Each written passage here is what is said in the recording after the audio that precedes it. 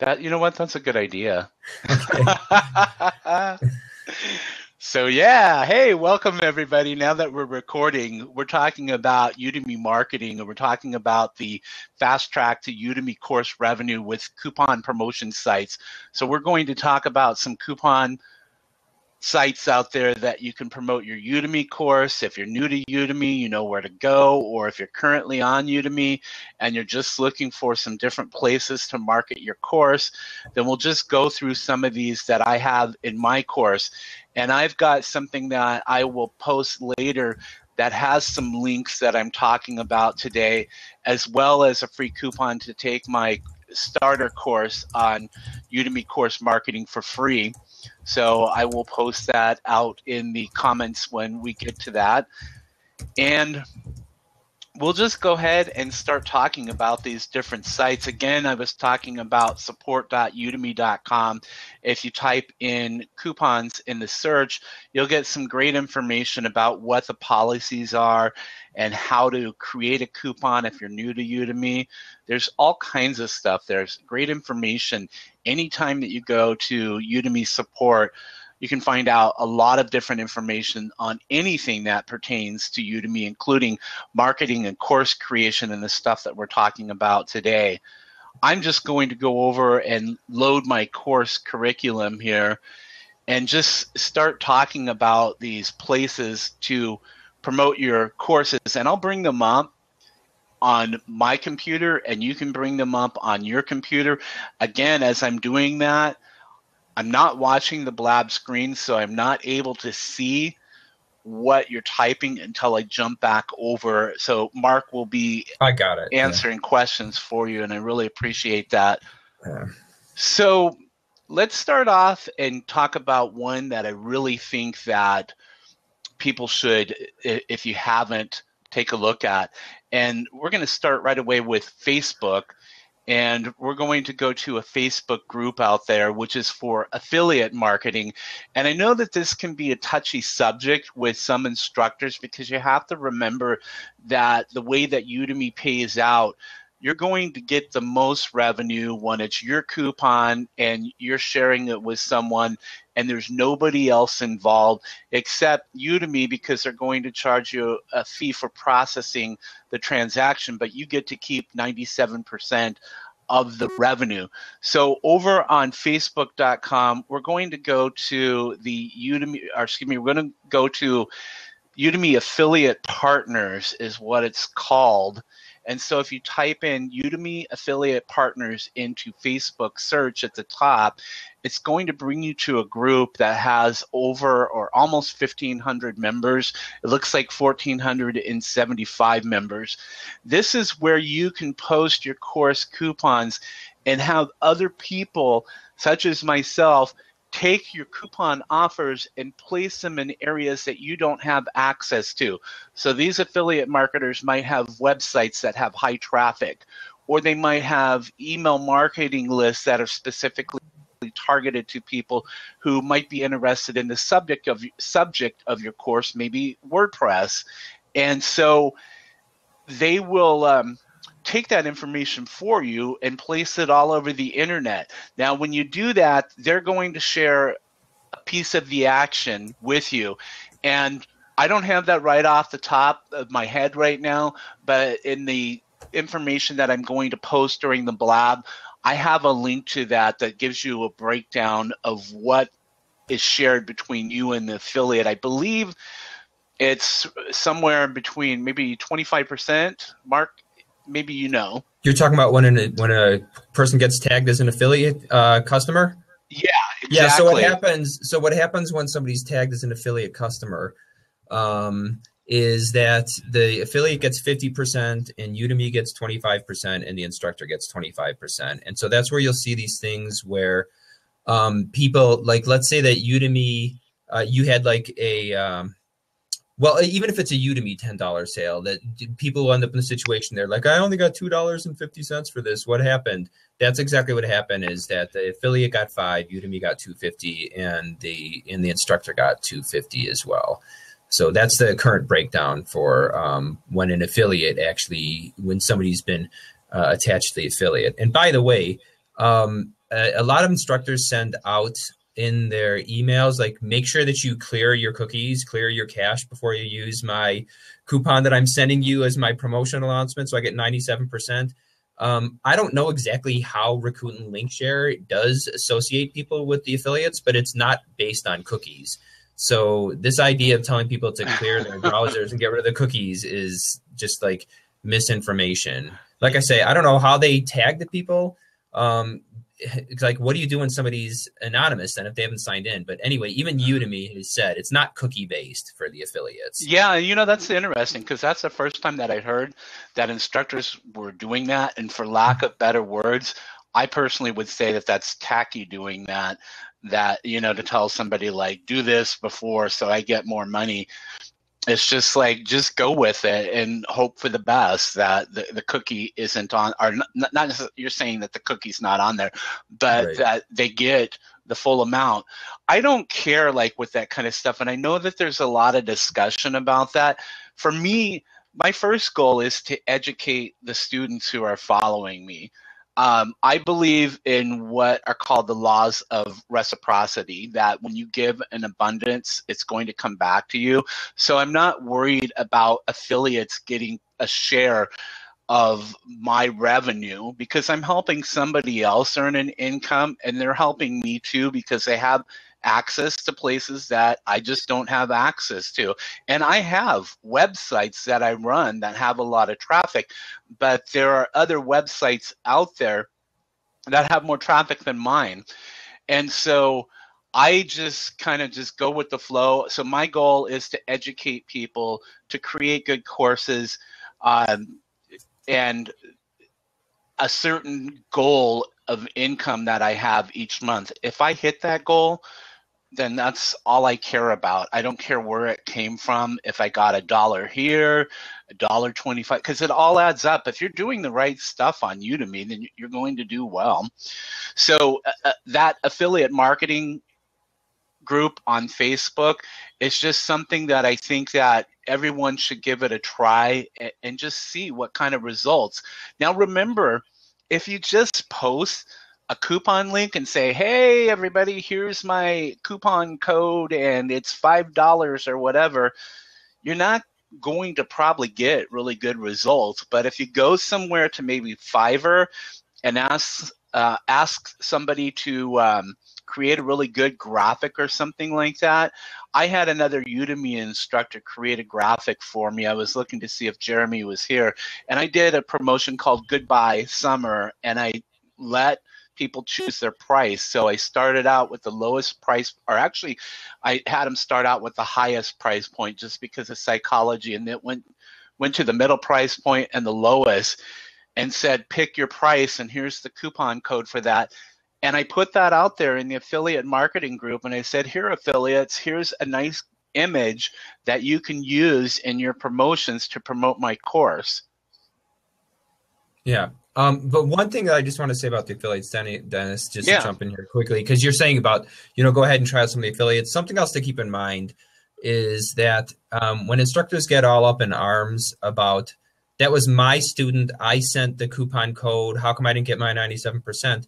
Like, you have to take into account that, like, yeah, but just because that student is enrolled in your course right now, it doesn't mean that you were the one who got that student originally. It might have even been an affiliate who got that student to the site for you in the first place. So, to, like Dennis is saying, like, have a more generous spirit about all this, because, like, we all work together to bring students to the platform and help students enjoy the platform, and that works for all of us to be able to make more money. So to just not get all hung up on these concerns about, like, the affiliate stole some of my some of my money that I was supposed to have. It's like, I agree.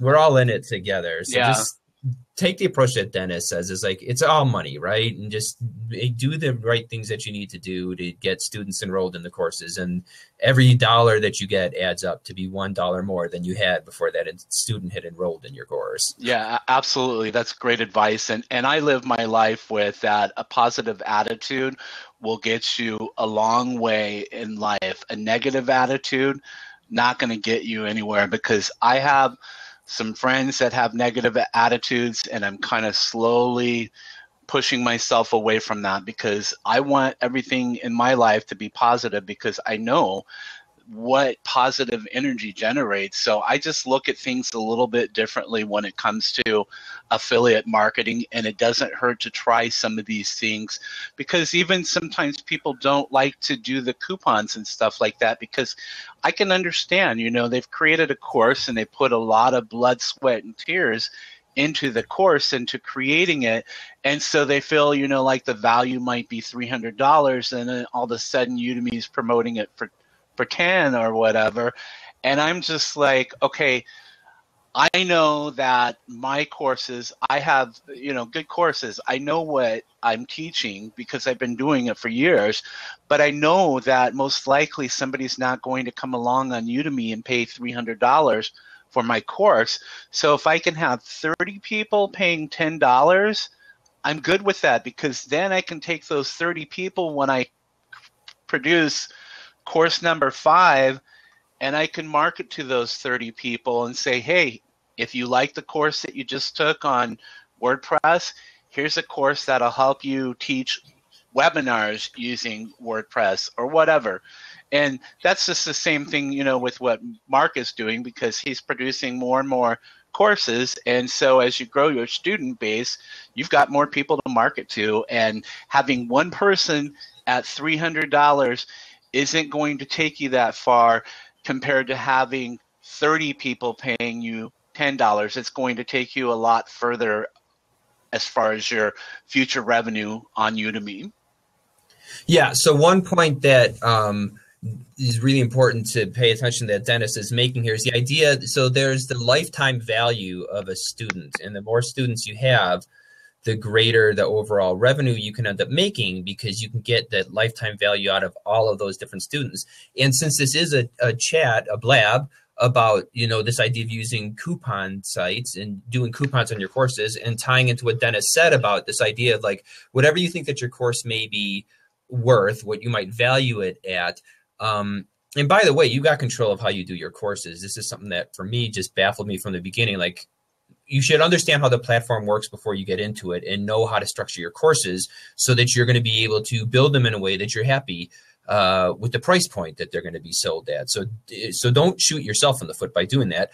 But at the same time, you want to produce a course that is going to over-deliver, give more value to the students. That's going to take you a lot further in the long run than trying to be too chintzy about it. And, you know, given like I'm only going to be willing to, you know, over time, you know, sell more courses, you'll make more money, you'll get a good return on your time.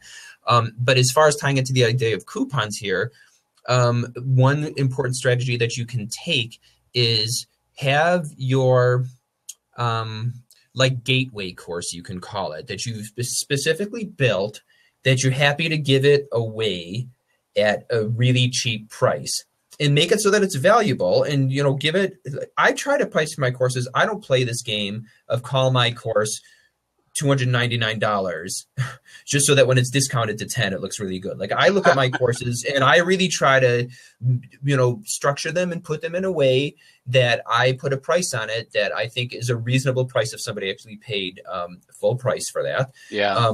So build a course that you price reasonably, that you put good value in it, and then make sure that you have one of those courses that you're really happy to do this heavy coupon discount on, so that you can get those coupons out in the various places, and you can get those students into your student base, which then you get to capture the lifetime value of that student, and you get to market to them some of your other courses. So just keep that in mind as we're talking about the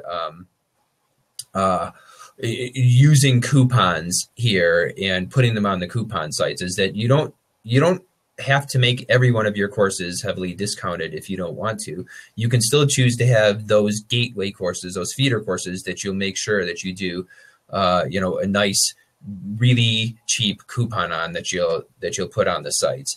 And there's a lot of discussion. There's a lot of, you have to know what your strategy is when you're doing Udemy, because there's discussion about, so Dennis has got this $1 coupon site that he does, right?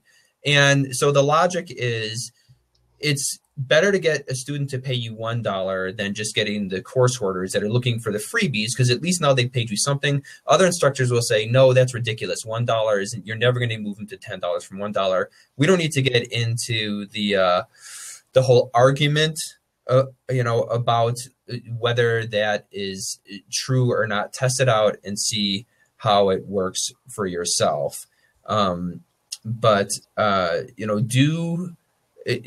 do at least give some consideration to the idea of these gateway courses that you're willing to discount very heavily with these coupons to make it like a no-brainer purchase for somebody who hasn't purchased any courses from you yet, to get them to pull the trigger and become one of your students. Yeah, I think that's a great idea. I mean, you have to really think about trying some of these things to think about what works best for you. And so with that in mind, what I wanted to do before we continue is that just want to give some people some reminders with Blab. If you're new to Blab, welcome. I appreciate you taking time out of your day to join us today. I just want to let you know that you can give props with those hands that are below each other. So I would like it if you give Marc some props, because he gives some great information there. And it's just kind of a way on Blab to show people that you appreciate what you're talking or what they're talking about. The other thing is that right above are the people who are joining us. There's 13 with us that are live that you can connect with on Blab and on Twitter. So if you want to connect with some of these other Udemy instructors or people who are going to be Udemy instructors, you can certainly do that. And then over here off to this side is the blue button that says tell a little bird. Well, that's just a way that you can tweet out right now that we're talking about. Is it there for you, or? Yeah. I don't know. It's over. It should be on the left-hand side of the screen, isn't it? It would be to your left. Yeah, okay. Yeah. So yeah, on the left-hand side of the screen, that blue button there, you can click on that. And I am recording right now, so what's going to happen at the end of today's event is that you're going to get an email that you can watch this again if you'd like, or if you have to leave early, you can certainly do that and then watch the remaining Blab. And I would love it if you followed me, because I do these every week. I wanted to do this because I wanted to say that I'm live in Seattle. And last week we didn't do any because it was Matt's birthday, and so I felt kind of weird like not doing a Blab. So I've got 2 this week, and I was going to travel to another city, but tomorrow I'm driving straight home because Thursday I've got another Blab with Matt, and we do it kind of different. We have our favorite beer, and today I'm having coffee because it's National Coffee Day. And if you're familiar with Seattle, this is the home of Starbucks. So and it is Starbucks coffee that I'm having. So my friend, she has Folgers. I'm like, what are you doing drinking Folgers in Seattle? So, but anyway, so thanks again for joining us. And now what I'd like to do is move on to another site that can be a touchy subject, but I'm going to paste a link there. Those are some of the resources from today's Blab, including a coupon to take my starter course. And that's what Marc was talking about, a gateway course. So this is a Udemy marketing starter course that I created from my full marketing course, but sometimes I give it out for free. So there's a coupon if you'd like to take that and actually see some of these sites that we're talking about. I go through each site and talk about each site.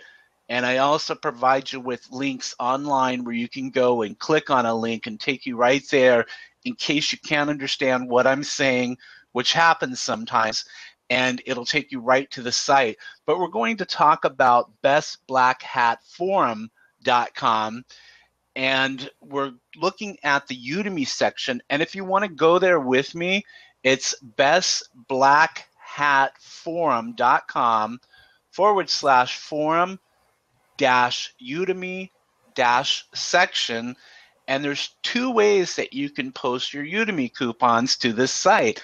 And this is a heavy traffic site. I guess that's like how you would say it. But anyway, this allows you free and discount offers, so you can give your course out for free to build your students, I like to do it because I believe in what's called social proof. I don't think that someone is going to come to your course on Udemy if you have a few students and you don't have any reviews and you're charging like full price for your course or whatever. They're not going to do it. They're not going to invest money unless maybe you have a really good landing page and you have a really good intro video and you have some of your lectures for preview, then maybe they'll consider it. But I always put out coupons onto some of these different sites, and if you put it out on the Best Black Hat Forum, people are automatically going to share that on other sites across the internet. So you can grow your students fairly quickly. My marketing course within just a few days jumped from 0 to 2,000. Now, I'll be honest that not all 2,000 of those people are actively participating in the course, but some of those are, and some of them are even probably going to offer some reviews. I've seen it with my Udemy marketing course. I've got several reviews on each of those courses. The other thing is that you can start marketing your course for free here, but on other websites that we're talking about or other Facebook pages, you can start maybe discounting it for $5, for $7, for $10, or $15, even while you have it for free on Best Black Hat Forum, because the internet is so huge that not everyone out there surfing for Udemy coupons is going to come across Best Black Hat Forum and your free coupon. So it doesn't matter. So as your student numbers are going up, you've got other people who are coming in from other sites and seeing your course. Oh, it's got 500 students. It's got, a couple of good reviews so far.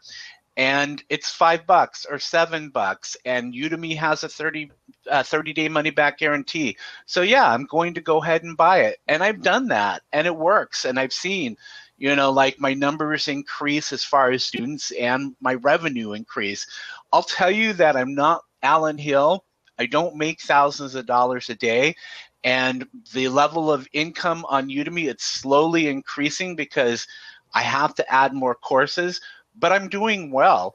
It's giving me enough to pay down my bills and travel and do some of these other things, because not only am I doing Udemy courses, I'm helping other instructors with my websites, and I'm doing things like blogging and writing books. If I were focused on Udemy full-time, I know that there's lots of potential with revenue out there, because I talk to Udemy instructors all the time. I have several of them that I consider friends. I've known Marc for a while, and he's adding more courses. And I know Matt Bernstein. And Matt, we talked about on our webinar last week, that he's done over $50,000 lifetime on Udemy, and he started in January of last year. And so there's just a lot of potential with Udemy when you're doing things like these coupons or even free coupons. Marc, what do you have to say about Best Black Hat Forum?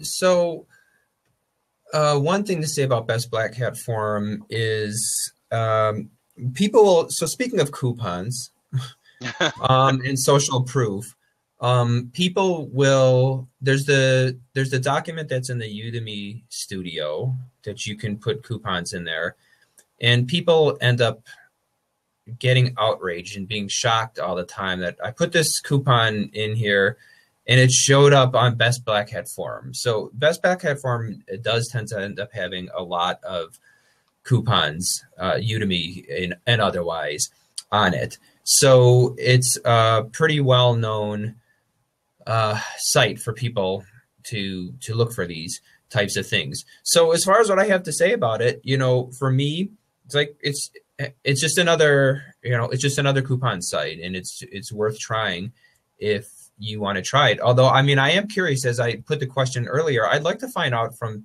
people who are participating here. Even you can just put in the comments, what success or lack of success you've had with some of these different sites. So that's a good question. Dennis. So Dennis did mention that Best Black Hat Forum, there's two different ways you could do it. You can post it in their free section, or you could post, a discounted coupon as well. So, I'd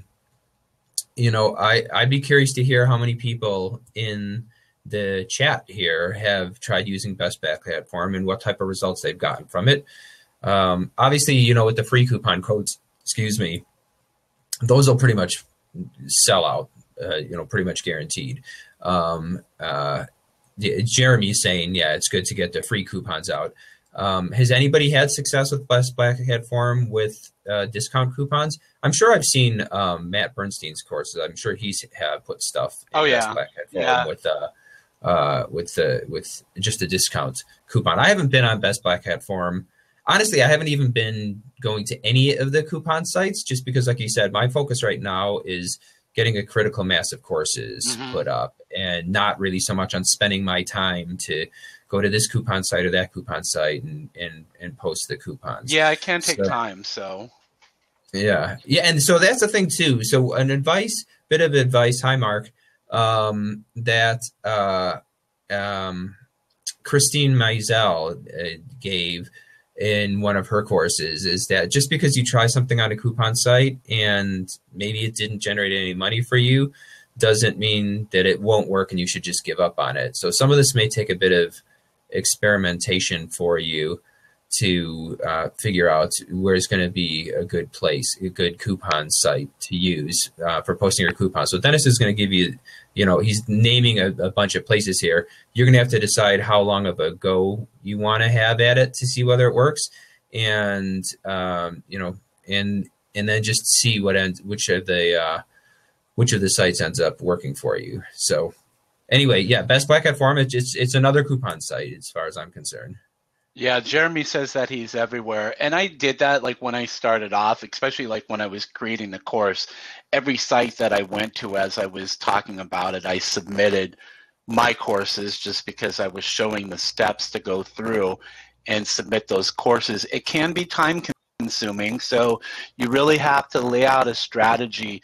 And I always tell people that when you're first doing it, create a coupon code specific to that site. So if it's Best Black Hat Forum, then something like BBF free or something like that, and with some of the other ones, give it a specific name like online course coupons, OCC.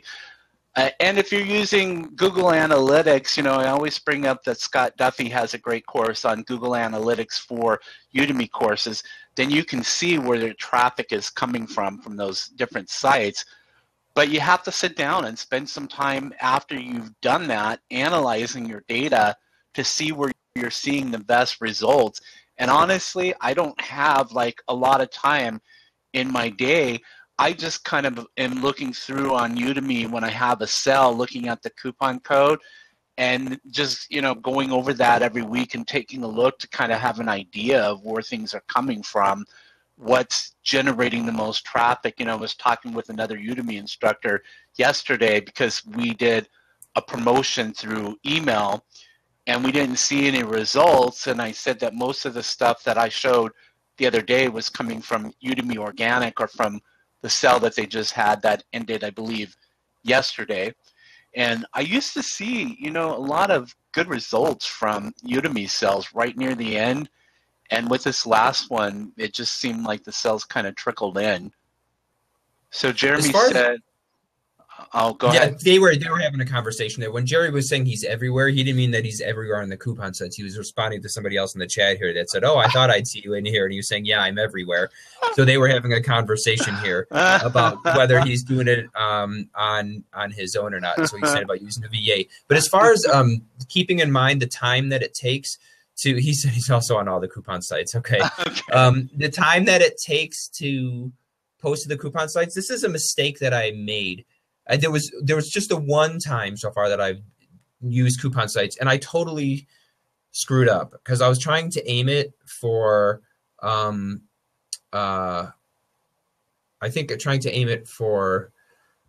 Valentine's Day, and I was calling it the Sweetheart Deal. Except like I went there like on a Friday to post all my stuff, and I think Valentine's Day ended up being over the weekend. So I'm going around to all these sites to give my Sweetheart Deal that's going to expire on Sunday. And the thing is, like many of those sites, they review it before they're going to even post it. So many of the sites didn't even realize the fact that I had put the coupon on there until they got back in on Monday or Tuesday. They looked at it. By the time my coupon was already expired. So you want to be careful about your timing of when you're putting stuff on the coupon sites versus when your coupon is going to expire, or like what type of holiday, Labor Day, 4th of July that you're trying to have this hit on, because not all the coupon sites immediately post your coupons. And different coupon sites have also like different level of ease for submitting it. Some of them, like it's just a form, you don't even have to sign in, just dump it in the form and it'll be used. Some of them you have to create an account. Some of them it's easier to find where you submit a coupon, and some of them it's trickier to find where you submit a coupon. So if you're going to go the route of experimenting with coupon sites, make sure that the first time you're doing it, you have allocated a bit of your time for this whole learning curve and to figure out whether you've allowed even enough lead time for what you're planning to do. And then, somebody's saying, I don't know if this is still Jeremy. I think this is still Jeremy's conversation about making the custom coupons. You should do that anytime you make a coupon. And yes, it's more work to make a distinct coupon, but to be able to track your results, you really need to make unique coupons for the different places that you are posting them, that you got some code that lets you know where it was posted to, like either what date it was posted on or what date it expires on, and what price you put there, and how many of the coupons. Like you'll have some type of algorithm that you'll put together for how you format your coupon codes. But you should make use of the coupon codes to give you that feedback about how well they're doing. And of course, like it's never going to be perfect, because once people see a coupon code, they can take that and they can post it any place else.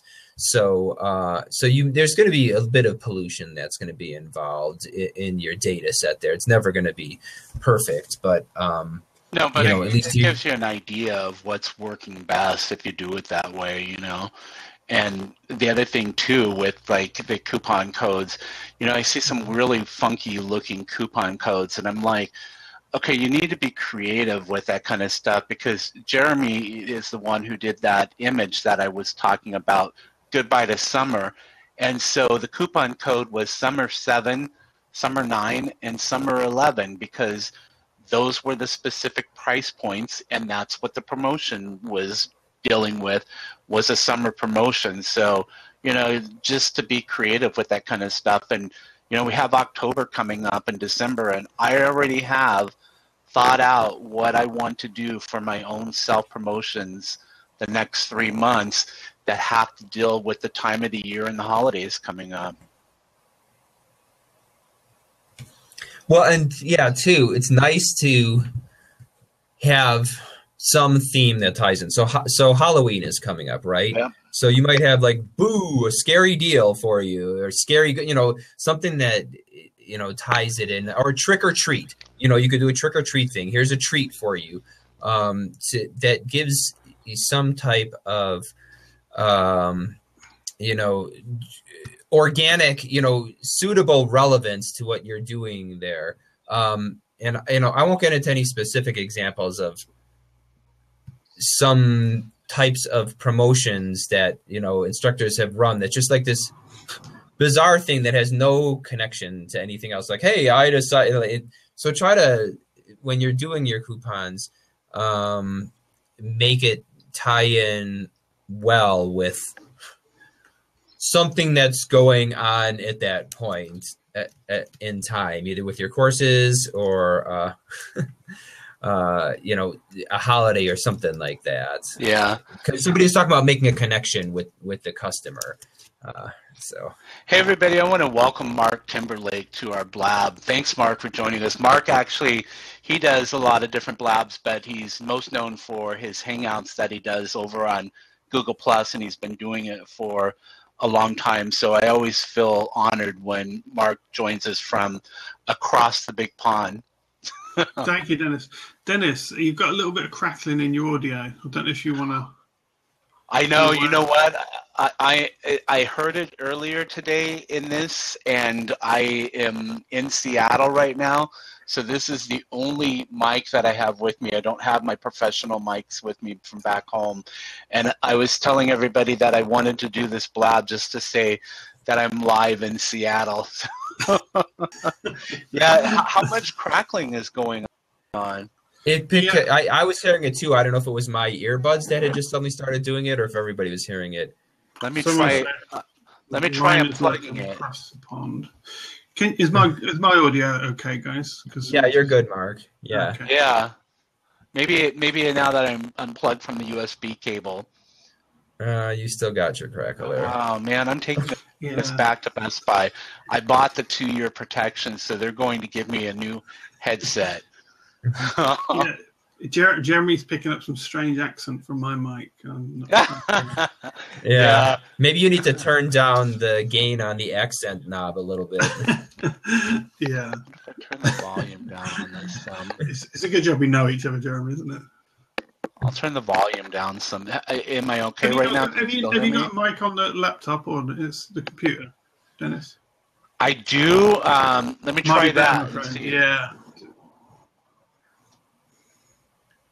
You'll need to reset it in your settings because we've lost the audio completely. Yeah, let's see. I think if you go up into the, I think it's in the, so if you go into the URL bar there, Dennis, there's like this little camera icon that's on there. And if you click that, it opens up a window to say where it's accessing your camera and the microphone. So you should be able to change your microphone in there.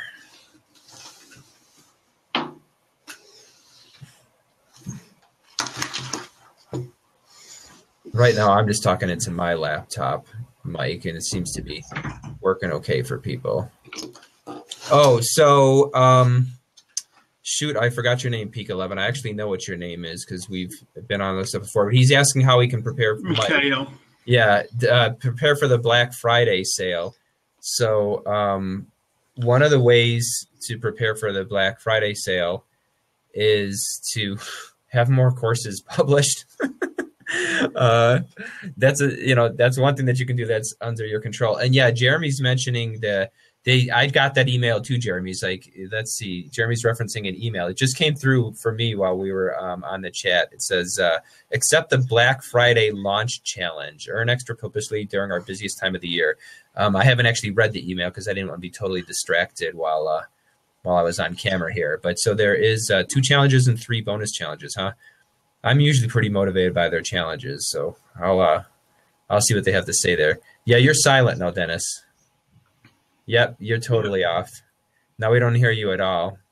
So he's going to be saying I shouldn't have missed that Mark now. Yeah, we've lost your audio completely, Dennis. Nothing at all, my friend. That's going to be an interesting little technical. You'll figure it out. We'll carry on. You figure it out. Just plug that back in. Yeah. So I'm not sure exactly when, like this, Dennis, the host, isn't allowed to. Yeah, don't reboot. Someone said reboot. Don't do that. When I do that, blabs just die. Yeah. Oh well, here we are. We'll see if Dennis makes his way back in now. Yes. Yes. So. Dennis, you sound great. Keep it right there. Yeah. You can't see that at all. Yeah, well, I was looking at that challenge, Mark. Well, we're waiting for Dennis to come back. I was looking at that challenge, but it didn't sort of fit my flow. I understand how to do it. I don't think it's really aimed for people like me, but it didn't really fit my flow because they've got specific challenges by specific days, haven't they? Can you hear me? Yeah, I didn't. Yeah, you're back, good. Dennis. Yeah, And now it's good. Okay, yeah, that's better. So you don't like the sound from you guys is not affecting anything? No. Okay. No. Oh, yeah, we're not echoing back into your computer when we talk. Oh man, now I'm gonna have to start packing one of those Go mics or whatever when I travel. But is it because you're on Bluetooth? Is that a Bluetooth? Dennis? It is. Yeah, it's probably what it is. I've never found Bluetooth technology that actually on audio stuff that ever actually works. I've tried, except for my little headphones. They work, but I wouldn't imagine a mic. Yeah, well, let's take them back to Best Buy and have them replace them for me. So anyway, I had posted a link to another Facebook group, just kind of really not talking about it too much, but just to let you know, where did I post that? It's the free Udemy courses that Chad Tennant runs. That there's over 10,000 people in that group. So I think that that's another good resource besides Best Black Hat Forum. Now you can post coupons to the Udemy Studio when you have like a new course launch, but I don't do that anymore. It's such a hassle now, I think. That link is saying, hang on, that link, if anybody's looking at that link, make sure you take off the ref blab bit. Yeah. Don't know why blab does that. Yeah, they are. Well, and I think the problem is, on top of it, getting way off on a tangent here, is that like they're trying to append that, but they aren't even paying attention to the fact that there could be arguments in the query string already. Query arguments, and they actually need to have the sensitivity so that it would say like and ref equals. So they totally mess up the URL the way that they're putting that there. They're just trying to pass like a Mark, you're talking programming. Yeah, I know. I can't help myself. Me and Dennis have got no idea. Maybe Dennis does, or maybe I don't know what you're talking about. I used to code ASP a long time ago, but then I discovered WordPress, so I don't. Yeah. But anyway, they do mess up the whole path name the way that they're doing that because they aren't programming it cleverly. Yeah, I just tried to click through to Chad's group and it didn't. That link didn't work, Dennis. So instead of doing it is like when you paste it in there, instead of doing like paste and go, just paste it in there, and then you'll see at the very end there's the question mark. Ref equals blab. You got to strip that off. This happens every time when you post a link in blab. They always, even though the link in the chat window looks like it's the same link that you have there, what they actually have is the href on it, Dennis. It's got all this other stuff in there. So, well, I saw that it did that, but it took me right to his page. Yeah, it didn't work for me. Let me see what happens. I'm just curious because I haven't seen that happen with blab. So. Okay, so I have facebook.com/groups/Udemy courses, and then I just hit enter. Is that right, Mark? I don't know if you're saying that you're clicking the link in here, Dennis, or you're saying that. Okay, so I just put the link to his group in there. No. It's not that you're pasting it incorrectly, Dennis. It's that when you paste it into the chat window, Blab actually. Even though your link looks the same way as you pasted it, if you look at the href that's on that, they append their own little query argument in there. And that doesn't mess it up though. When I click on it, it takes me to his page though. Well, it depends. Like I guess Mark said when he clicked it, it didn't take it to the page properly. Yeah, mine's saying content not found. Maybe it's just me, guys. Well, regardless. Like when you want to post your coupon codes into the chat window, you have to tell people to strip that off because if you look at it, Dennis, it messes it up because they aren't sensitive to the fact of whether it should be a question mark or an ampersand in there. So you should just mention to people that if for some reason it doesn't load the page, strip that off and then try it. Yeah. Just pay attention to the way the URL is in your browser there. Well, we need to fix that then. Well, we can't. Blab needs to fix that. Blab needs to know that. Yeah, that's what I was saying. Blab needs to fix it. Yeah. I will send that to. I think her name is Brittany. Yeah, Brittany Metz or something like that. So I'll let her know that when some people click on it, it's not loading the websites correctly. So they need to take a look at fixing that.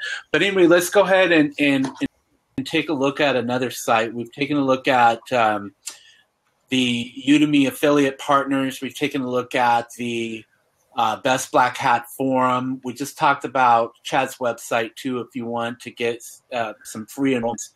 He's got a lot of traffic in his group.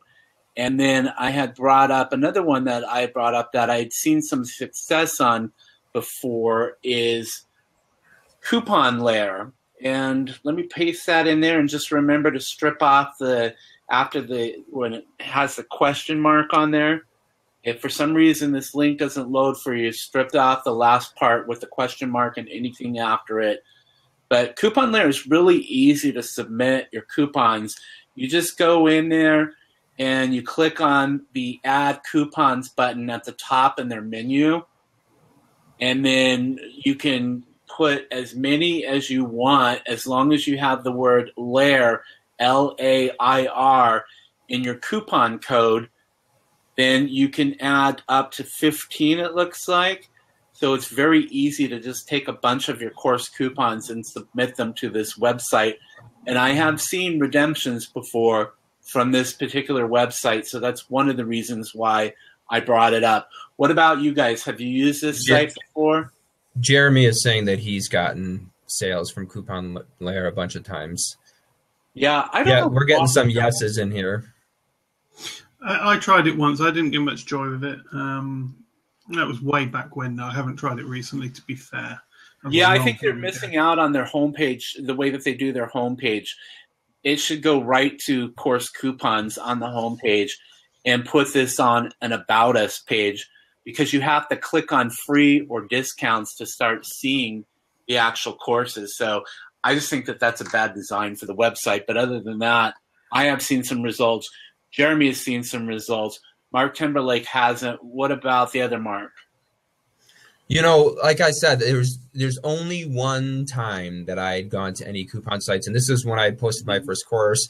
And I told you I totally screwed up the way I did it, because I was submitting stuff on a Friday, and the coupon expired on Sunday. So it was just a totally inconclusive test that I had run, because I just totally blew it the way that I had done my coupon. So I did actually go to Coupon Layer that time, but I don't really remember if that was one that accepted it immediately or not. So my tests can't be representative of what you're likely to see, because I screwed it up when I did it.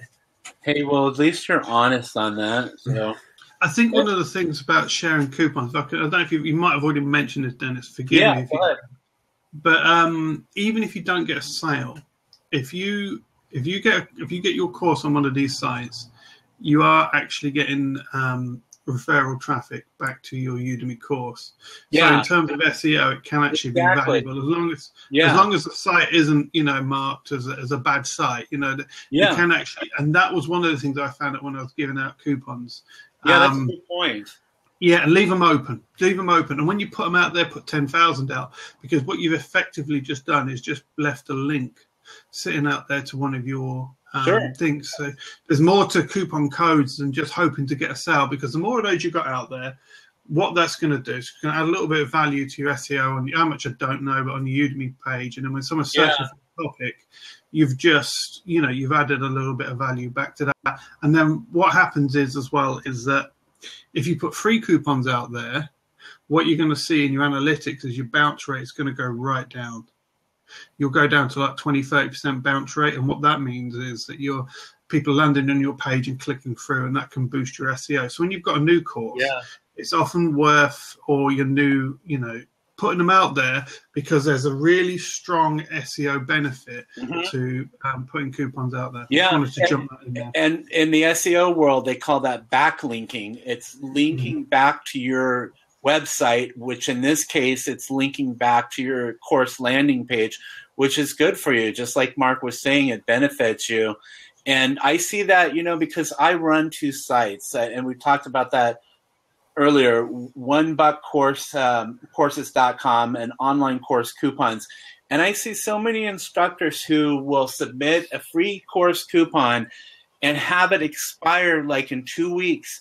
And it's so frustrating for me as a website owner, because I have to constantly be on top of maintaining my site so that I don't have outdated links. But for an instructor, it's foolish to expire a coupon. There's just no point in it. Just leave it on the site, and if somebody comes across it, they'll click on it. But my site, it's not like the world's busiest website, but I can tell you that those sites have very good traffic. Oh my goodness. You can ban that person. This is more than just one shameless plug. Yeah, where's that coming from? That's just you being social. You just need to boot him. I think you can report him, I think. Where's it at, though, on the top? You got to go into the... Oh, yeah, just I don't know if you do... you got to do it in the chat window. Not you're trying to find the person in the top here. They aren't just, Just to let you know, the poster, seriously, if you think that's marketing, it doesn't work. All you're doing is pushing people away. I know, that's just foolish, like, for people to do that kind of stuff. I think that they laugh. Yeah, he's gone now. Yeah. Yeah, because like youbeingsocial.com, there's absolutely no chance whatsoever on this planet I'm going to that link now. I know. I wouldn't even click on something like that. I'm trying to go through and delete. Can you delete them, Dennis, from where you are? Yeah. But coming back to that point, what you got to think is with the external. There's two types of funnel you create on Udemy, and what you can create for a Udemy course. And what Dennis is talking about today is obviously external marketing funnels, how to create external traffic back to your courses, and understanding that any work you do, any coupons you put out there, is just going to sit there in search, working for you. You just one day someone will just come across that coupon, that code, and they'll do a search, and it's just sitting there, and they'll buy. Yeah, exactly. So it's like, just don't expire the coupon, and I mean, you can tell somebody that coupon has an expiration date, but don't actually create a coupon with an expiration date. So then you're actually creating a sense of urgency that they need to buy it, that the coupon will expire, but you don't have to actually expire it when you create the coupon within Udemy. Yeah, I wouldn't even do that. Dennis. All I would do on that was, because they're getting such a good deal, I would just leave it there, make sure that any text I'm allowed to put in, it plays on the discount value, so that they can see there's a strong discount. But yeah, if you just leave them out there on the internet, and what's really interesting, sometimes you can do searches, and if you take the title of your course, here's an interesting thing for people to try. Take the exact title of your course, but as long as you haven't changed it recently, which is not many of us, because I'm sure I'm forever changing my titles. Take a title and just search for that in Google, and you watch all the places. You'll be surprised how many places that your course will be linked on online. It's 2:00. Yeah, I think that there's a way that you can check on that. You can type in a word in Google, and then it will automatically look for those backlinks. But I mean, you can do it that way too. But there's a method how to check for backlinks. And let's see what this says here. So there are SEO tools out there. Here's one here called backlinkwatch.com. And so you can type in your domain and analyze it. I would think that you could probably put in your course URL and maybe it'll do the same. So it's called backlinking. And Marc, that's a great idea. I mean, I know about that stuff, but I don't really, I mean, I think about it because I'm trying to get that out there everywhere in different places and all of that. And that's why I've gone in and posted my coupons on these different websites like, Best Black Hat Forum, where they have a lot of traffic or whatever. And then the other one that I like, I think, I don't know Richard's last name, but he's over there in the UK, right? Coupon Trump? I've seen Coupon Trump around. They seem to do a good job, but I don't know the person running it.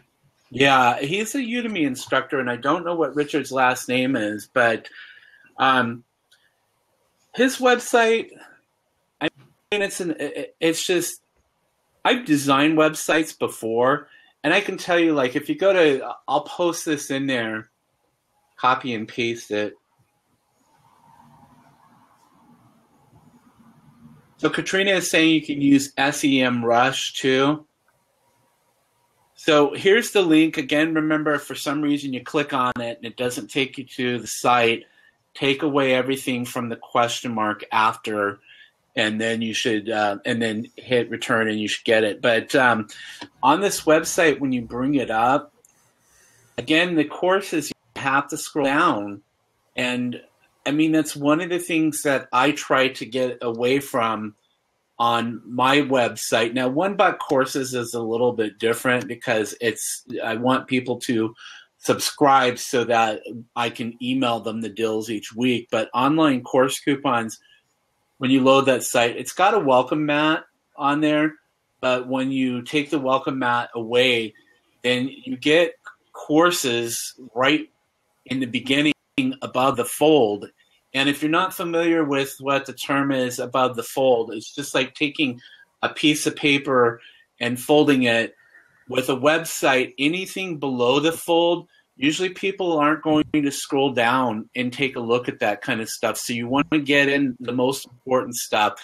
And mine, I could probably, do a little more work with it because the menu and the logo take up a lot of space. So if I redid some of that stuff, I could probably get 2 rows of courses in there and see that. But on this Coupon Trump, I'm seeing the searching and stuff like that. It would be better if that search was over off to the side and I saw courses at the top. You have to scroll a little bit before you see the courses, but I've seen some results using this website, and he talks about it being your reliable source. Probably does a better job than I do at making sure that the that the courses, the coupons are current and not expired. But I try to get instructors to make sure that they're not going to expire by letting them know that it has to be out a certain amount of time. So just keep that in mind when you're submitting your coupons, that these people are there working for you at promoting your courses, because not only does he promote them here on his website, and the same thing with my website, we're promoting this out on Facebook pages and Twitter and maybe Pinterest and LinkedIn. So it's not just the website. Once you submit a website, these individuals are usually sharing it out there on other places around the internet for you. It's Richard Stibbard, Dennis. Thank you. Thank you. So Richard is the one who's doing that for us with Coupon Trump. Have you, either of you used it? Anyone out there, have you used it? Coupon Trump is. Oh, go ahead. Sorry. Coupon Trump is always tweeting me on Twitter. Like, just anytime I post up to Twitter, it seems like he notices it right away and he'll retweet it. And he's tweeted me out a bunch of times on Twitter. So I haven't even had to put stuff on there because he's doing it himself, it seems like. Yeah, and that's what's cool is that I'm seeing, when I share courses from that people are promoting, that I'm helping them promote, is I'm putting in keywords and stuff like that. Like, let's say your course on Drupal, making sure that that's a keyword, because there are people out there in that universe that are looking for Drupal. And if you put the right keywords, then people are going to go in and share it, JavaScript, Java, or whatever. And so more eyes are seeing your coupons, and hopefully somebody's going to come across and click on that, see your course, and say, hey, this looks like a great course on Drupal. I'll, enroll and take it. I'm looking at something that Jeremy typed here. I think if you have that. He's just saying about how when you tweet stuff and then Coupon Trump tweeting, if you got one of the hashtags, it'll pick it up based on the hashtag being in there. It's just like some robot that'll, detect that. Yeah, absolutely correct. And hey, if you want to ask a question, just type in /Q /Q, a space, and then your question, and it will highlight that as a question. So we know that you're specifically asking a question so that we can answer that for you. I'm going to click on questions here, and somebody wanted to hear about the success people have had with different coupon sites, and we've been talking about that. And I think you also covered about how someone can be prepared for Black Friday. And Jeremy is asking, how many courses do you have planned before Black Friday? Well, Marc, I know, Marc Timberlake has a lot of courses. I would like to have a lot of courses, but I'll be lucky if I have 2 new courses out by then. It's getting so close so fast. And I don't know when Udemy picks that up. Jessica Barst actually asked in the studio, like, when do we need to have our courses published? And Lindsay didn't give a real clear answer about that. Guys, I would take their promo as a guide. Yeah, maybe they're more specific about it in there. Your promotion, the new promotion, they've got a completion date, this Black Friday challenge. Yeah.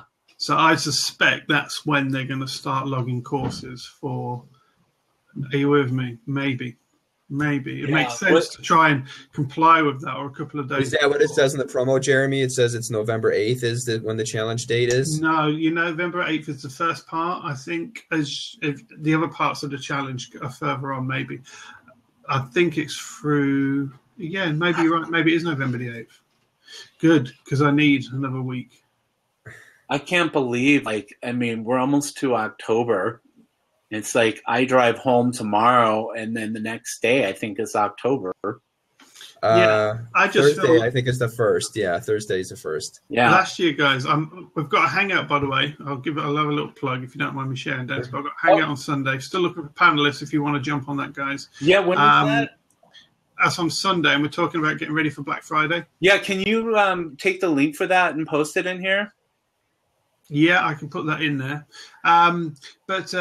So I've got 21 live courses. I'm updating one, doing a massive update on a course that's been really selling well for me. So I've took that to stage 2, sort of phase 2 development on that course, where I'm really going to push that in because I want that ready for Black Friday. And I've got 3 more courses. A co-instructor who's working with me on ready for Black Friday. And I missed it last year by like a week. I was new to Udemy and I missed it, and I'm not going to miss it this year, guys. Yeah, and so I don't have a lot of courses, but I have 2 websites, and so I'll be pushing it from the affiliate marketers in, to push that stuff and get tweets loaded and stuff like that. So, I'll definitely be spending time doing that. So hopefully, I can capitalize on that. But it sure is interesting because I think I only had like 2 courses last year when it happened. And, my months since then have actually been better than that month. But for a lot of people, I've seen some insane numbers for Black Friday.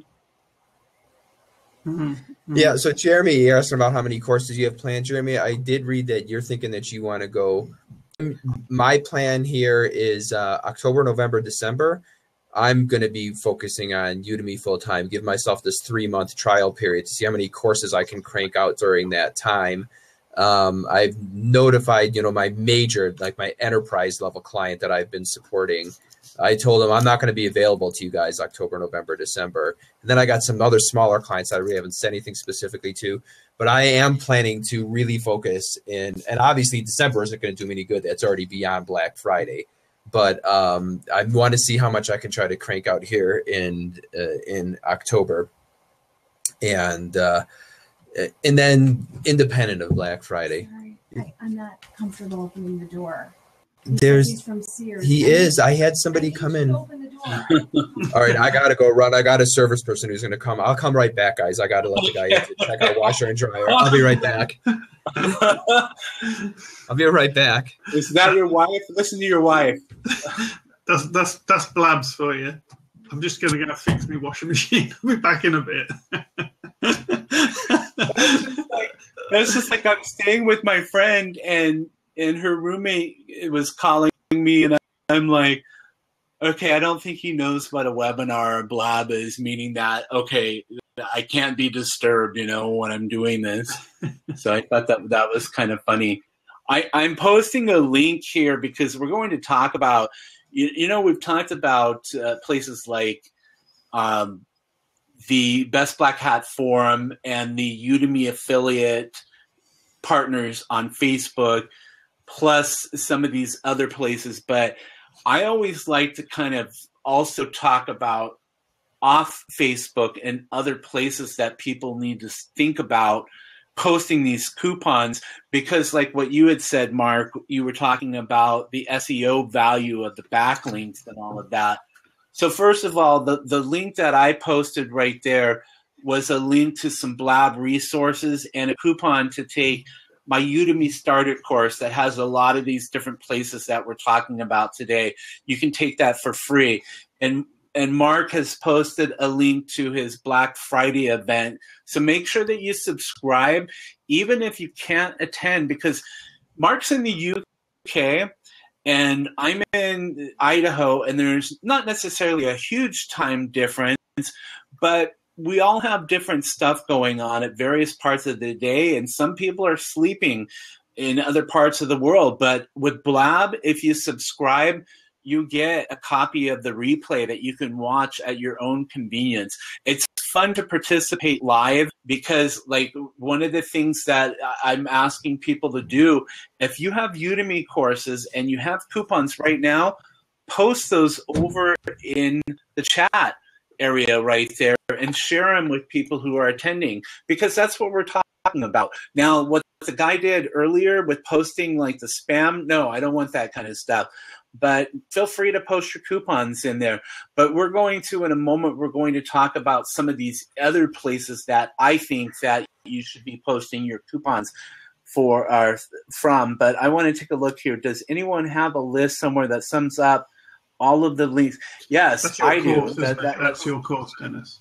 Yeah, seriously, guys, if you want to know, just go and check Dennis's course out, because he's got it there and shows you how to sign up to all the free coupon sites that are listed on that. So not just a list, but it shows you how to, because some of them are not obvious. That's true. And that link right there, not only the starter course doesn't have all of the links, but there is a link to a checklist that I put together that has a lot of different sites. And if you want to take the full-blown course, you can do that. You can pick what you want to pay on the full course, from $7, $9, or $11 if you want to take the full course. But you can take just the free one if you want. And then the other thing is that some of those are changing. They change so quick. Not necessarily all of them, but I have seen over the course of the time that I released the course that some of those websites are no longer active. You try to redo your, not redo, but reset your password, and there's issues with it, or it's no longer online. So when I hear from students that there's issues, what I do is I just check it out and see what's going on, maybe give it a week, and then if it's no longer there, then I take it off the course. And if you're taking the course and you come across a site that maybe I haven't seen yet, let me know. I'd love to see it and add it to the course so that we can share that with other instructors. So let's go ahead and move on and just talk about another place that I think that you should be promoting your course, and that's a website. I have DennisJSmith.com, and I've got links to my courses there, and I do blog posts when I release a new course. When I do a Blab, I always release that to my websites, and I use WordPress for that because it's the most affordable, and it's pretty much the easiest platform to use, and it's consistently improving over the course of time.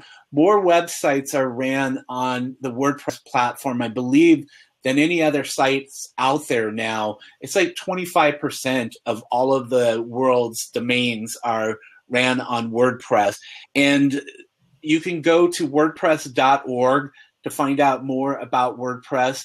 And there are hosting companies out there like HostGator and GoDaddy and Bluehost that it probably for less than $10 a month, maybe even less than $5 a month, depending on how long you pay for, to have a website, and then your domain name is about $10 a year, and you own it. You're not necessarily own it, but you have the rights to that domain name, and you have your own .com, DennisJSmith.com. I've had that for several years, and it's really easy when I'm somewhere in public and I'm having a conversation about Udemy. Oh, yeah, if you want to take one of my courses, go to DennisJSmith.com, and you can pick which course you want to take, and it'll take you right to Udemy. You can pay for it and enroll in the course. So I say get a website and put your course coupons on your own .com. Yeah, and the other thing is as well, when I'm getting echo now, Dennis. I don't know if that's you. I weren't getting it before. No, I'm okay now. I was getting echo for a second then. Yeah, the other thing I heard someone suggest, if you're doing a lot of public speaking engagements, I thought this was a really good idea. What you could do is get some business cards printed. Do you remember this tip, Dennis? So I think someone was saying you get a business card printed, and on the back you just maybe put a bit.ly link or something. I know some people complain about bit.ly and Udemy codes, but get a URL shortener. get a business card, stick some Udemy coupon codes on there. Especially what I've done is if I get invited to go and do a free network, and they want somebody to talk and stuff, I'll go. And like recently, I did one on blogging, and I taught them the basic overview of my course. And then afterwards, I offered 50% off that for the people that attended there. And that generates sales. So if you're doing a lot of public speaking or you do a lot of public networking, you've got a course, just think about maybe a Vistaprint or something. I don't know if do you guys have Vistaprint in the US? I don't know. In Europe, we have Vistaprint, very cheap. Get some cards with a course code and carry them with you if you're doing a lot of networking, because that's another way to hand out coupons. And when you're dealing at that level as well, you'll probably get more 50% sales than $10 sales, because people at that level are used to paying a little bit more for training. So that's something to bear in mind, guys. Yeah, and I know that Marc Issacson will probably say maybe even check out Drupal, because I've never dabbled with that. And, it's kind of like, from what I understand, it's kind of like WordPress with the different modules and stuff like that to allow you to create a website. So there's more than just WordPress, but my point is just have a website. And honestly, like Drupal has, like WordPress out of the box is pretty easy for people to use. So if you're a non-technical person and you're not really interested in learning to build websites, you're probably better off with WordPress than with Drupal. I mean, I love Drupal. I'm a web developer. I build applications with it. So I'm not looking, I wouldn't necessarily push Drupal. But you could even, if you want to get a little bit, you'd have to learn a little bit. You could even use GitHub Pages. You have a free website on there. You would just need to have your domain name, and you could, because it'd be fine pretty much for you to have even like a static HTML site. So even if you just know a little bit of CSS and HTML, you could use github.com, and the instructions are pretty easy to follow about how you can make your website run right off GitHub server. So you don't even have to pay for web hosting if you don't want to, if you want to be clever about it. Yeah. So I mean, there's really no excuse not to have a website somewhere, because for the $10 a year to buy a domain name, I mean, come on. Like, yeah. And I'll just throw another one in, guys. If you're willing to pay and you're willing to use a CRM system, I use Squarespace. And I can do WordPress. It's not a problem. But the reason I use Squarespace, because it's so easy and so fast.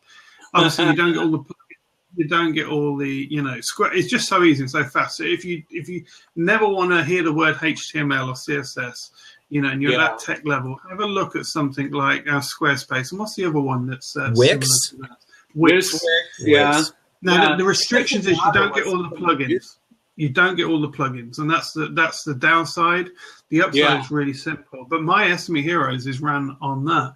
At some point in the future, I will, Luke, who does all the web design for us, he can code on WordPress, to the template level easy.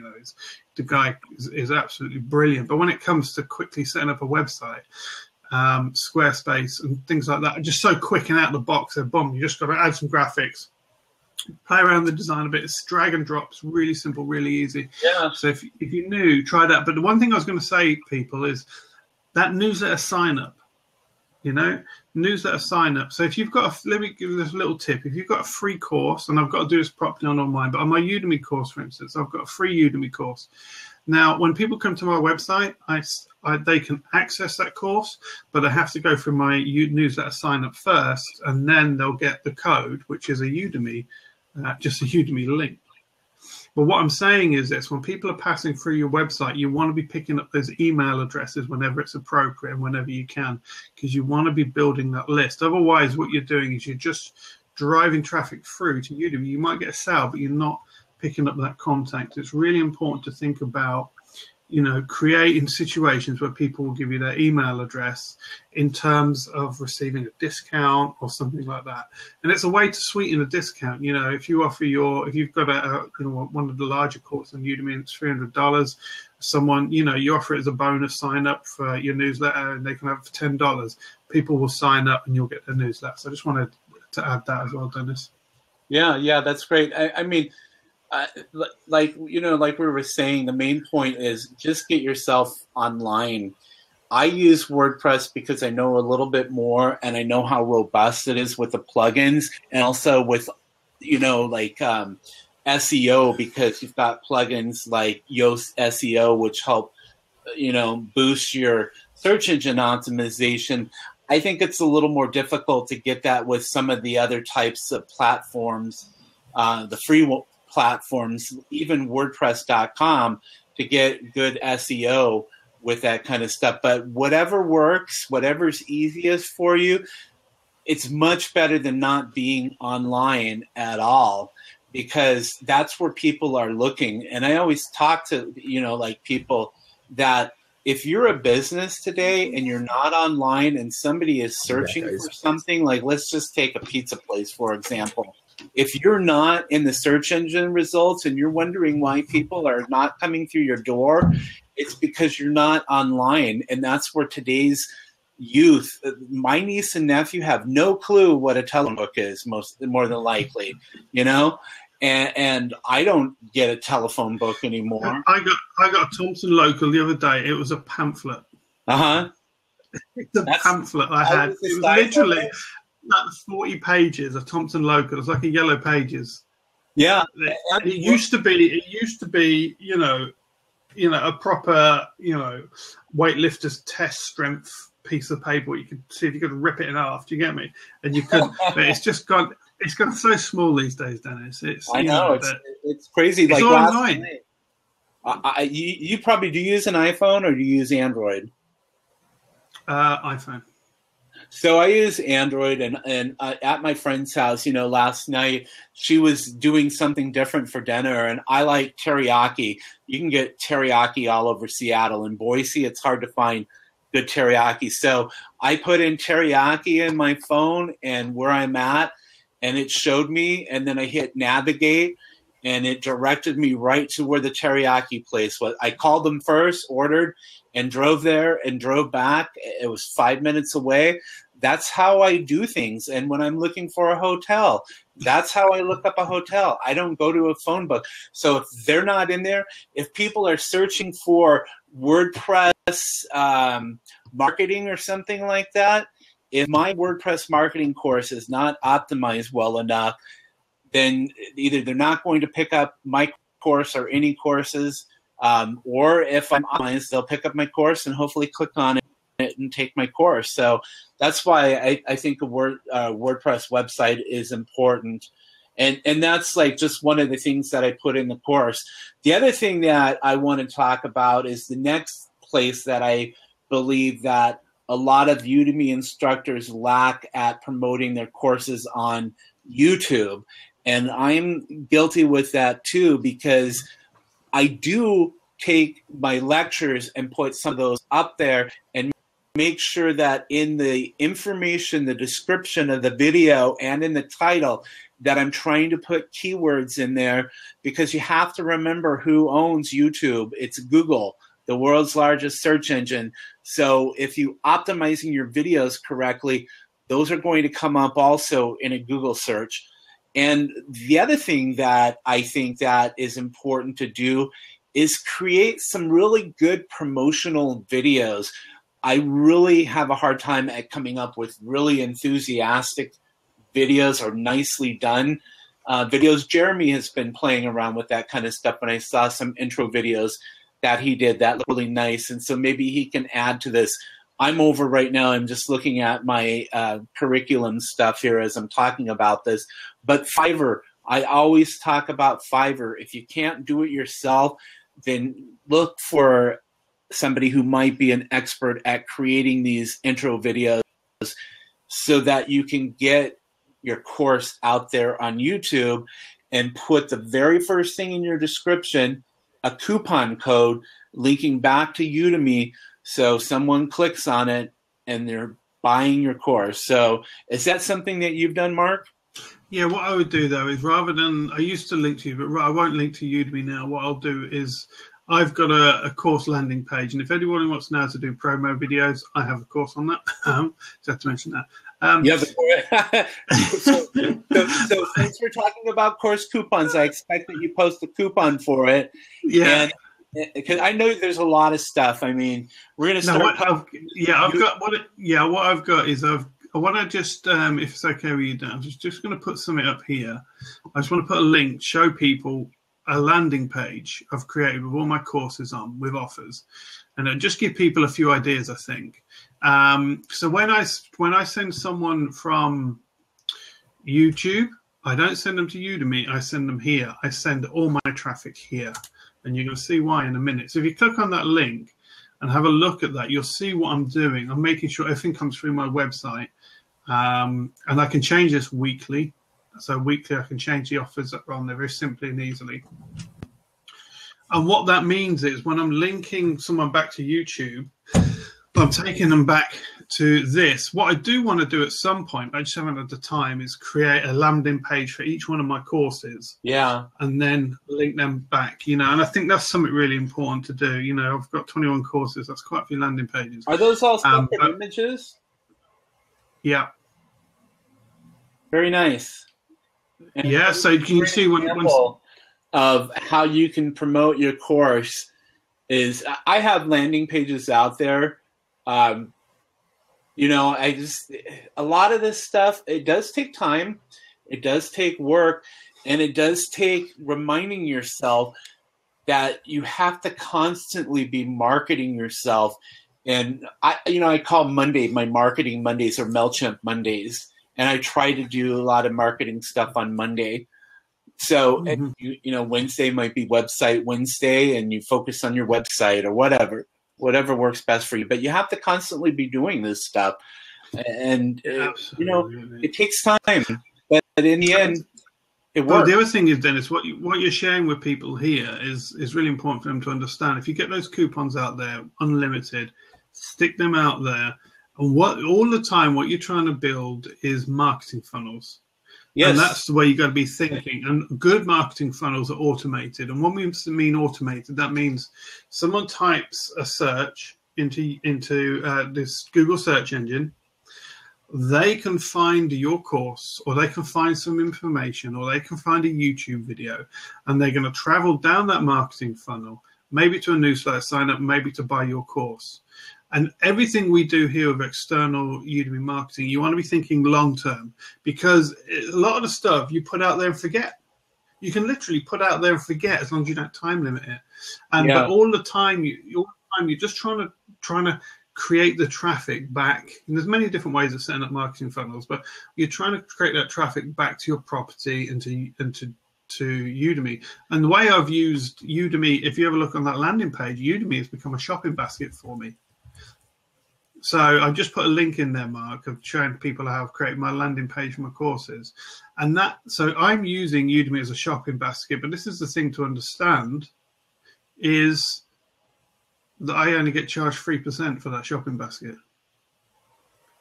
And we've said this before, and we've discussed this. There's nowhere else in the world that I know of where you can host a Udemy course, you can host a training course, and your sales are 3% commission. Flat. I just clicked on one of your courses, the one at the top, and I'm almost wondering if maybe, so like let's say this week's super special offer. So I click on buy now, it takes me to Udemy. What if I want to buy more of your courses? What if you had like a bar that stayed across the top of the page so that after I add the course that I could go back to your website and enroll in more of your courses? What you mean on my page? Yeah, because once I click over to Udemy, I'm off your page. Yeah, only on that one. I think you'll find that's just the way. No, maybe it's not. It's the way that the gallery I've set up. It doesn't allow me to. It doesn't allow me to do a redirect and open a new tab. It'll actually navigate from this, which is a bit of a pain. But people don't seem to have a problem. I get a lot of sales through this page. Okay. So. Yeah, because I was just saying like maybe a bar that stayed across the top that would allow them to go back to your website after they so that once they go to Udemy that they're still seeing something across the top from your website and that it would just load it in an iframe or something like that. Yeah, that'd be a good idea. Sounds like a bit of bit of code in there. Yeah, No, what it is, because what it is, if you understand the way I've set this up, these are galleries. So I've got loads of galleries set up with different, and this comes back to Jeremy's question he was asking earlier. He was asking about pricing, different price, what you offer the different coupons at. So I've got loads of galleries just set up. So I've got one set for $9, I've got one for 12, 15, 19, 25, I've got 50%, 75% off. And once a week, all I've got to do is switch my galleries and it changes my offer. And I've even got a normal one. Some weeks I don't even have an offer. Except for one thing. So it's changing automatically for you? No, I select them, but all I've got to do is change the galleries. Oh, okay, I see. Yeah.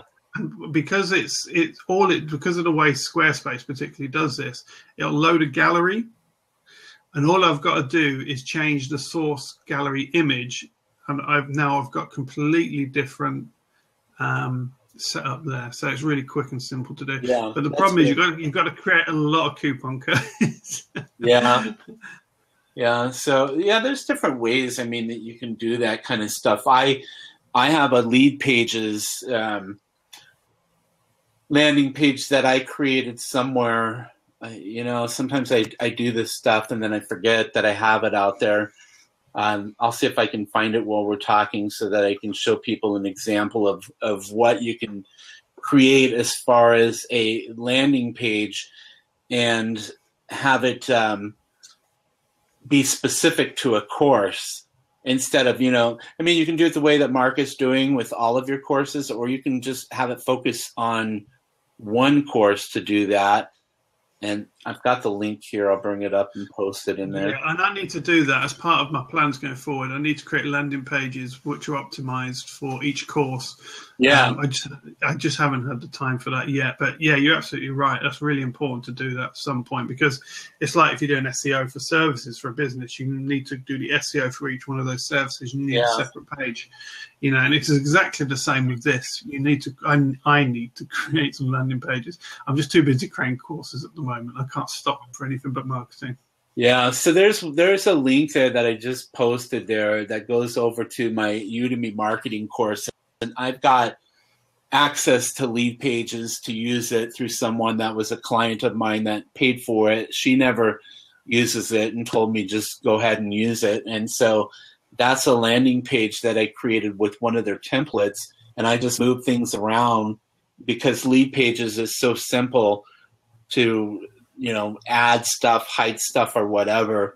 And so I made this landing page for my Udemy marketing course, and it just goes through and lets me share some videos and click here, click here to take the course, look at the next video, click here to take the course, give them some free research material or materials. So I've got, resources and instructor revenue share. So I've got, they can click on that and look at that. They can add comments at the bottom. So it's kind of cool that there's other ways that you can do that too. I mean, landing pages are not exclusive to lead pages. I have to drink cold coffee because I'm out of water and my throat's getting sore. I just wanted to show somebody, the guys as well, what I was talking about earlier, Dennis. When it comes to creating a free course, if you've got a free course and it's great, let me just put that there. And you've got a free course and you just want to use it to get a sign up on the way through. Just have a look at that. So what you can do is create, I then link whenever I post anything, I link to this page. So if anyone wants one of my free courses, I link to this page, and this gets me a lot of signups for my Udemy newsletter. So, that's something to be thinking about as well. Just because you've got a free course on Udemy doesn't mean you can't pick the newsletter sign up on the way through. Does that make sense? Say that again. I'm sorry. I was looking at Jeremy's comment. Yeah, I was just saying that if you look at that last link I put up, so what that is just a squeeze page. And when you sign up for my newsletter, that'll send you through to my free Udemy course, which is continually free on Udemy. Well, that's nice. How did you do that? Again, that's Squarespace. It's just built in. They have some splash pages built in that you can just really simply quick set up and thing. But I'm sure Squarespace. Yeah, WordPress will have something very similar. Yeah. But it's because it's a squeeze page. A couple of things, obviously, if people don't know anything about squeeze pages, is you'll notice this is on my website, but there's no navigation on this other than clicking through onto free Udemy training, and I've got the social stuff which you can switch off. It looks really cool in the web browser like that. Who does your images, the background image? Because I know that you use that kind of imaging in all of your stuff that you do with your group on Google Plus. Yeah, that's me. I do a lot of that stuff. I've got a resource. Yeah, I've got a resource. Yeah, I've got a resource that I access that's top secret. Wow. Because I don't want anybody else to figure out how I've done this. But yeah, I've got images that I've used, and I've got a massive Photoshop template, and I can just drop. Yeah, the black looks. I mean, the green button with the black looks it really stands out. Yeah. So that's another thing for people to be thinking about when they're creating, when they're creating those links all over the place. Once you've got a splash page like that, what you can then do is on YouTube, when you do a video, you can put free Udemy training, which is what I've done. If you go on there, you'll see my cards flip across. It'll say free Udemy training. Click on that. It goes to that page.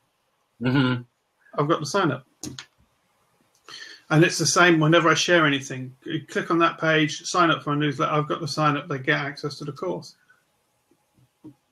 Yeah, I did one with lead pages for $1 courses that has like the video going on with it. And I don't know. I don't know if I like video. This is what it looks like. You might have seen it, but it's just part of lead pages, and it got the city background and all of that, and then the button in the middle for people to click to sign up for $1 courses, or if they scroll a little more, they can actually go into the site. But I don't know if the movement, if it's too much movement, or if I should go with something that's more static on that. I've seen a fair amount of people opt in, and I just, maybe I should do some A/B testing or something like that. Yeah. My only concern on that would be, I like it visually, but my only concern would be that the main call to action there is your $1 Udemy courses. Yeah. And as obviously as a second pair of eyes on that, I'd just say that the background is going to, when they land on that page, their eyes are going to go to the background, not the button. And we want the eyes on the button, don't we? And if you give them a pause there, that'd be my only thing with a video. I like it. I like the look. I think it looks great. But I think if you want one call to action on the page, which a good squeeze page will do, I don't know if that's. I don't know what you think, Mark, but I think that's maybe a little bit distracting.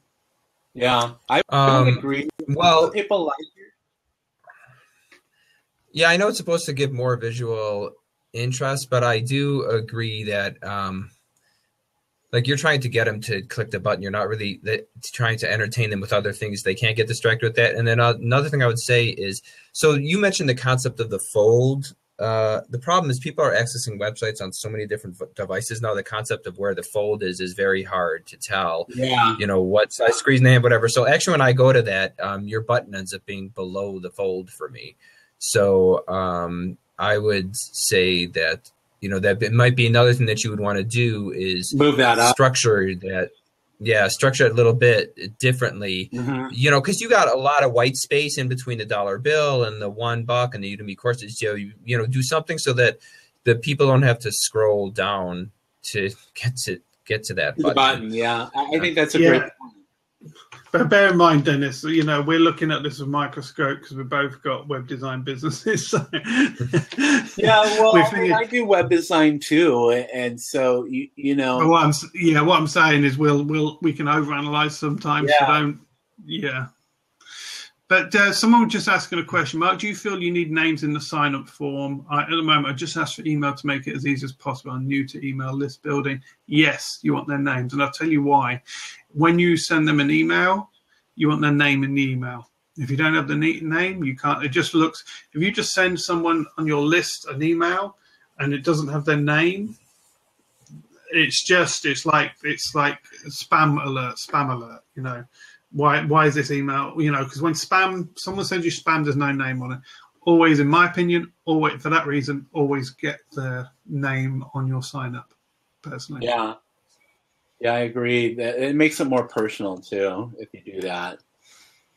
You want to make sure that you address them by first name. You don't really want to go with more than name and email address, because there's studies that show that the more information you ask, the less chances that people are going to sign up. Get that information from them later after you build trust with that individual. Then you can send out an email and say, you know, hey, you've been a long-time subscriber or whatever. I've got a survey because I want to see how I can best, you know, serve you or people who follow me. Do you mind answering a few questions? And then you can gather more information on those individuals. And same thing like with your Udemy courses. I mean, you can certainly do that within your courses. That Survey Legend is something that I came across. There's Survey Monkey, and those allow you to create free surveys. But, you know, it's kind of off topic, but, you know, you might want to survey some of your students in your course or something like that and see what kind of courses they might be interested in you teaching. What would they like you to teach them? You've just reminded me of a podcast I listened to on Pat Flynn the other day, which I'm going to share the link to here. And awesome. It was a guy who does, he's made his name doing surveys. And I'll post the link here. It was absolutely fascinating listening to. So I'll just post the link. Yeah, and hey, like thanks for doing that. And you reminded me of something too, that I'm doing a survey, and I wanted to bring that up with. Let me find out where I put it here. We can go ahead and you can talk about some of this stuff while I'm bringing this up. But I'm doing this with Udemy. This guy has got some absolutely amazing. He's got a book called Ask.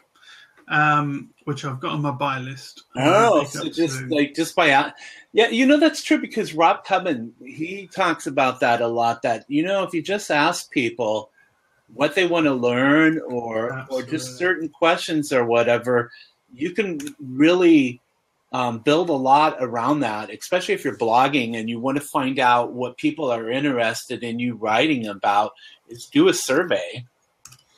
This guy's got it down to an absolutely fine art, though. So what I'm going to do, I'm going to share that. I'll share the UK link. You guys will find it. He's an American, but I'll just share the UK link because I've got that. Yeah. And he really just listen to the podcast when you get a chance. Guarantee at the end of it you want to buy the book. Absolutely fascinating insight into surveys, how to structure them, how to ask them. And I'm going to start using some of these principles in my marketing as I go forward. And he does it for list building, you know, and he's like got one list where he gets 520 signups a day, you know, his newsletter list using surveys. And that's huge. Check that podcast out.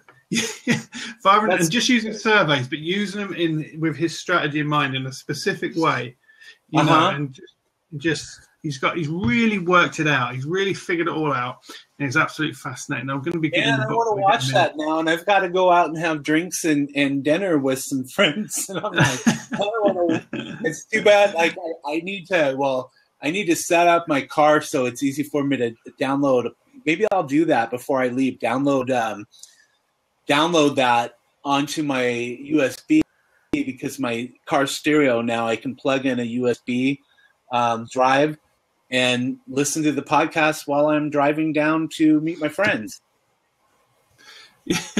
Yeah, Christy was laughing there. She said, listening to an audiobook while drinking and eating. No, he was going to do it when he was driving. It might be a little bit rude. Have his earphones plugged in at a meal. Hang on, this is really interesting. I've got to listen to this. I'll talk to you after. Yeah, dear. Yeah, no, I'll tell you guys, it's really opened my mind up, and it goes back to the old sales approach of qualifying people. But the way he does surveys and the way he sets it up as a funnel is absolutely phenomenal. In fact, anyone you know who knows about Pat Flynn know how successful he is. Mm-hmm. But he's changed his whole marketing approach now. Yeah, I love Pat Flynn. Since meeting this guy, he's took what this guy's teaching. He's applying it to his own marketing, and he was already good. So it tells you how good this book is. Yeah, but have a listen to the podcast, guys. Brilliant.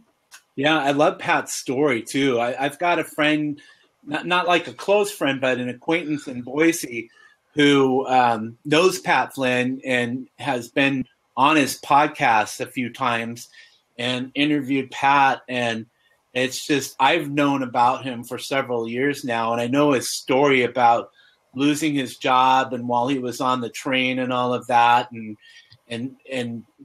building a business, not really knowing it at first, but where he's come now. So anyway, so just real quick.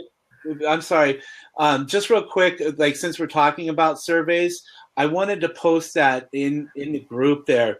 If you're a Udemy instructor, I would love it if you took part in the survey that I've created. It's for an upcoming book project that I have. And I know that I've sent Marc an email, and Marc, you, Issacson, you've already taken that survey, so I certainly appreciate it. There's some great information that I'm learning from Udemy instructors, and I'm going to be sharing that hopefully late October, November, maybe before Black Friday. But I'm excited because this will be my second book that I've written. So please take part in that survey. And if you're interested in doing one-on-one interviews with me on Skype, I'll be setting that up when I get back to Boise. Go ahead, Marc Timberlake, with your thought. Yeah, I was talking about Pat Flynn, and do you know that was what got me into residual income? Yeah. It was my wife, Phil. We was doing a lot of service-based work at the time, like this sort of just over about 13 months ago. Mm-hmm. And she said, I've come across this guy's website and, and he's making this money online and, he made $95,000 last month. And I said, oh, Phil, what's he trying to sell? This stuff works. Come on, you should know now. And she was like, no, just go and have a look. And I went and looked at his income reports. And I don't know when you guys had that residual income light bulb go on, but for me, it was just spending time just a little while. And all of a sudden, I'm on that site and I'm listening and I'm watching. And then it was after that I had this antiques course and I created a website and put that up. And that didn't really work very well. And then Phil found Udemy and then there's no looking back. So I just wanted to share the journey from there. That was just inspiration from that website. I love that. I mean, there's so much inspiration in that kind of stuff. You know where he makes a lot of money from? So people do business with those who they know, like, and trust. So he's built that relationship with his audience. So he's got that affiliate link with Bluehost. And I've seen some months it's like $30,000 or more in affiliate signups for hosting. Mm-hmm. Mm-hmm. A lot. I think last month he puts his earnings on his website, and his last month's earnings were $119,000. So I know his running costs because he shares his income reports on there as well, guys. So let me put that into the side just to inspire you all. And he shares his income report, and he'll have about a £40,000 cost on that. So last month, he shows you his cost. Last month, he'd have earned about $80,000 take home. Wow. Not a lot. I mean, $80,000, I would probably be off. Well, maybe I would be living here in Seattle if I earned $80,000 a month instead of Boise. I like Boise, and the cost of living's a lot better than it is. And traffic in Seattle sucks, but, if you're working from home, you don't have to be stuck in traffic your entire life. You make your own schedule or whatever. But hey, before we wrap things up, because we were talking about books and stuff like that, that was one of the things that I have on the course as another place to share your coupons, is that if you've written a book, place those coupon codes for your Udemy courses in the front of your Kindle book, because Amazon, when they scan those books at the beginning of the book, people can go and I forget what the term is now that they call it inside or something like that. And people, without even buying the book, can go to Amazon.com and view the first 10% of your book. And if you have links to your Udemy courses, then they can click on those links and it'll take them right to Udemy, and they might purchase your course, or maybe you're offering a free course. Marc Issacson had talked about that. What did you call that? The gateway courses. Gateway course. Exactly. So you could put that in your book. Write a book about your Udemy course. If you've got a subject that you're teaching on Udemy and you're an expert, I know instructors who have gone to Fiverr and had people translate. Is that the word that I'm looking for? Not really. Transcribe. Yes. Transcribe the book for them. Transcribe the course into a book for them. And then you have the link inside your book in the beginning to take people over to Udemy and take your course. So that was like one of the last things that I wanted to add. We're coming up on 3:00 here. So we're into this 2 hours, and man, these blabs can go on forever. I could fly to another country by the time a blab was over. But I know that Marc Timberlake is probably getting into the evening hours there. And it's 7 minutes to 11. Yeah, and it's coming up on 3 here in Seattle. So Marc Issacson, it's 5 in Colorado? No, you're Pacific, we're Mountain, we're 1 hour ahead of you. Oh, that's right. I should know. I live in Idaho, and why do I think that Denver's an hour ahead? Yeah, and Tim's in he's in Australia where everything's upside down. Tim will get that being Australian. It's 8 a.m. coming up to 8 a.m. for him. Wow. So bless him. And so another day. Too. Tim's joined me on some of my hangouts before on a Sunday, and it's like I launch at 8:00 at night, and it's 5:00 in the morning for him, and he's got up.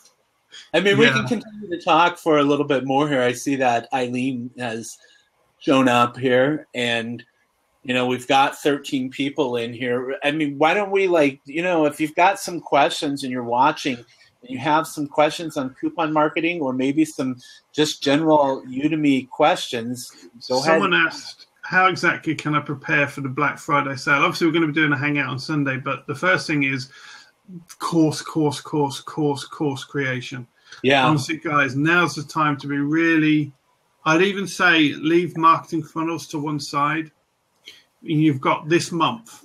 You've got 1 month now to get everything ready for Black Friday. Yep, and if you time it right and you can get in new and noteworthy over the same period, it could be extremely powerful if you can be fortunate enough to get into that. That's a good point. That's a tricky game trying to time that exactly to the new and noteworthy. I mean, that would be a nice coincidence to have, but I'd say.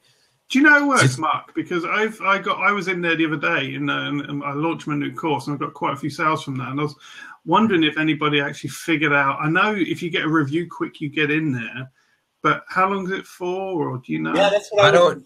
Yeah, I don't know the metrics, because I think that it depends what people have purchased and what they're searching on. So what shows up in the new and noteworthy is also sensitive to the context where they're showing it. It's not just a blanket thing. They'll choose different new and noteworthy. But it seems like new is it's really new. I don't think you appear in the new and noteworthy like a week after your course has been published. I think it's within the first or second day after you've been published that you'll get a chance to be in there. And that's why I'm saying it's tricky if you're going to try to aim for that timing, because that's not going to work, is it? Yeah, you try to get your course published right before. So I wouldn't bother aiming for that. Get your course done. Just work on getting the course done. Because you got 8th of November. And I think after that, if you got a course after the 8th of November, if it's anything like it was for me last year, forget it. Because I missed it. Yeah, Eileen, I had actually mentioned to Dennis that they've got the co-hosting, but I couldn't quite get Dennis to do it. And we didn't even really need it now at this point. But Dennis, you'd have to hover over Marc or over mine, and then there's a way that you can click in an area and you can actually grant us co-host status. Right there, isn't that? Well, Marc and I can't do it because we're not the host. Only the host. You have all the power, Dennis. Yeah, can grant co-host privileges. Where do you do that? I don't know. Brittany just sent out an email today about that they've added this co-host feature. She had a blog that was on Medium. I did take a peek at, but somewhere if you hover over you should be able to there's somewhere that you're able to. I don't know if you have to click my name to bring up the modal or something like that, but it's open seat. Eileen saying, "Let me in, Dennis." It's open seat, Eileen. Oh, here it is, right here. I've been made a co-host. Woohoo! Oh, now I'm no longer a co-host. I've lost my co-host. There now. I'm a co-host again. He's playing he's playing with his power, Mark. He's got some power. Yeah. Well, I was going to go at this alone, and because I just kind of out of the blue, I was saying I just wanted to. Well, the good thing about co-hosts, I believe, here's Eileen. She'll explain it, but I think it means, Dennis, you can leave and hand it over. Yeah. You think it means Walmart? Oh, so I can leave, and then that leaves him as co-host. Is that right, Eileen? Is that how it works? Explain co-host to us, Eileen. Yeah, go for it. That's why I wanted to pop in. Do you want to keep this on the record or not? I don't know. It's up to you. Well, everybody was asking for this co-host feature, but I can tell you, before I explain it to you, it's a pretty dangerous thing. You got to be careful you give co-hosting to, because the co-host can do everything the host can do except kick the host out. So the co-host can also grant other people the host powers. You could have 6 hosts right now. Mark could give it to Mark, and then Mark could give it to me, and then I could give it to Christy. Even though Christy's in the chat, she could still be the host. Our co-host. So co-host powers are pretty deep. You also you probably see this, Dennis, and you may not have noticed this, a little different. But on comments now, there's a trash can. You see the trash right? There's a star. Then there's Dennis actually used. Then there's we used it earlier. We got a spammer. But the co-host now can also delete comments. Ban people. Yeah. I like that, and I like that they added the filters too. You could filter out the filters, right? That was 2 weeks ago. Yeah. But this stuff was just from tonight, and so I guess you guys, Mark, you saw when you came on, a little pop up came up do you want to notify your followers that you're on? Yeah. Yes, I love that. So that's good, especially if you're going in blabs and you really don't want people being notified that you went in. I was just coming in here to see what you guys were doing. I don't know. I don't even know if I want to be in here yet, right? So then you don't want, them to be notified. Of course, that's only for people who have notifications turned on. Yeah, we had a spammer. Now, so Mike, you have to have the host or co-hosting privileges, so you wouldn't be able to do anything in the stream on your own. But for instance, if I click on your name right now, it'll bring up your modal, and then obviously you can't see my screen, but there's I could actually grant you host privileges now if I wanted to. But what I see in yours is I got the ability to grant you host privileges, and then there's this little triangle with an exclamation point in it, and if I click that, that's where I'm able to report and block report. You report the person, and you don't really ban them, which some people may get that confused. You report because Team Blab has to manually come see what the deal is, because it could be just somebody that don't like you, and they just said, I'm going to report that person. So Team Blab manually will come and take a look and see if it's worth, banning them from the community.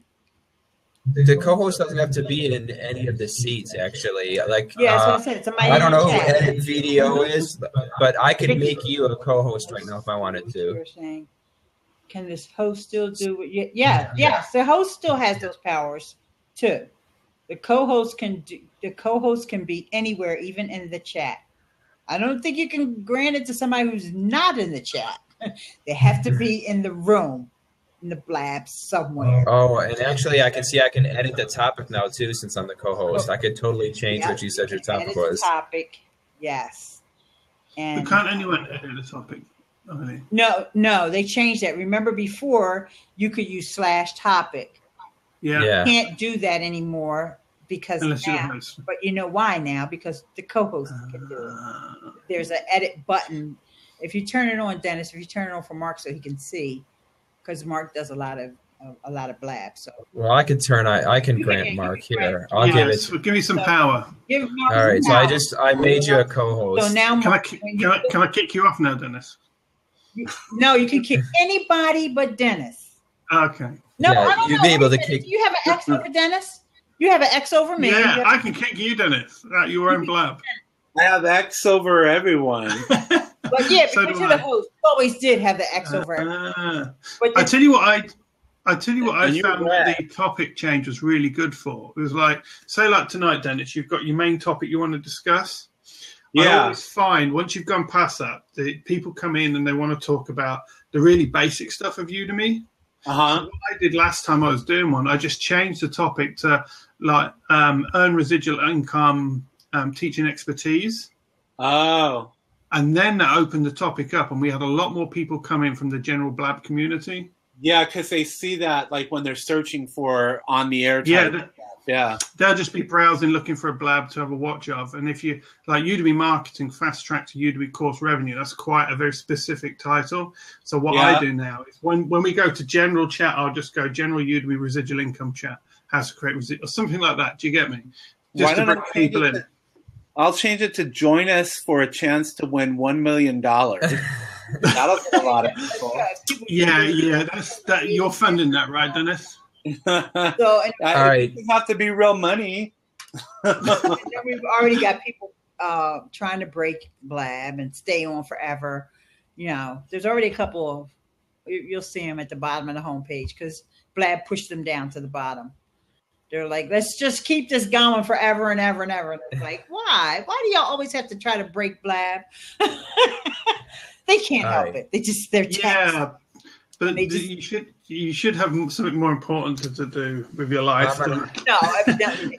Yeah. And speaking of other things to do in life, I got to bail now, guys. I got to get my wife to the body shop. They were doing an oil change or whatever, so I got to drive her over there so she can get to where she needs to go. So. Okay, so when is that? Oh, it's on Thursday. Okay, Mark, nice meeting you, dear. Nice meeting you too, Eileen. Thanks, So, Mark. We really appreciate it. I'll chat with you see- soon, okay? all right, see you guys around. Catch up with you later, Mark. Bye. Question Vicky had. Oh yeah, asking. Okay, wait a minute. And I Yeah, no, just we can just posted my ask him. next blab in there, so. And it's Thursday at what time? Thursday at 1 p.m. Pacific, 4 Eastern time with Matt Bernstein and Dave Espino. And Right. Matt and I will be drinking our favorite microbrews again and rating those at the end of the blab. We like Okay, so- doing something different. I'm So having withdrawals from beer. So what's the topic? Just The topic?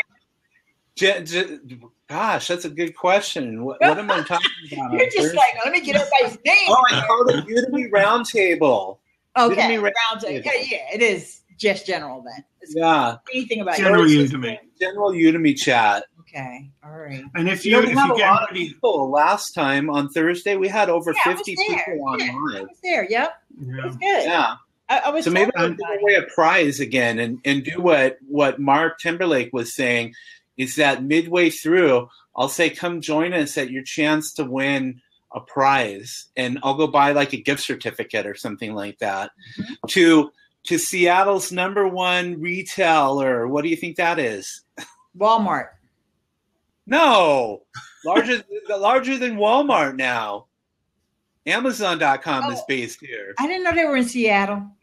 Oh, of course. They You should always see all show the me high stuff rises. from locally, so I never know where.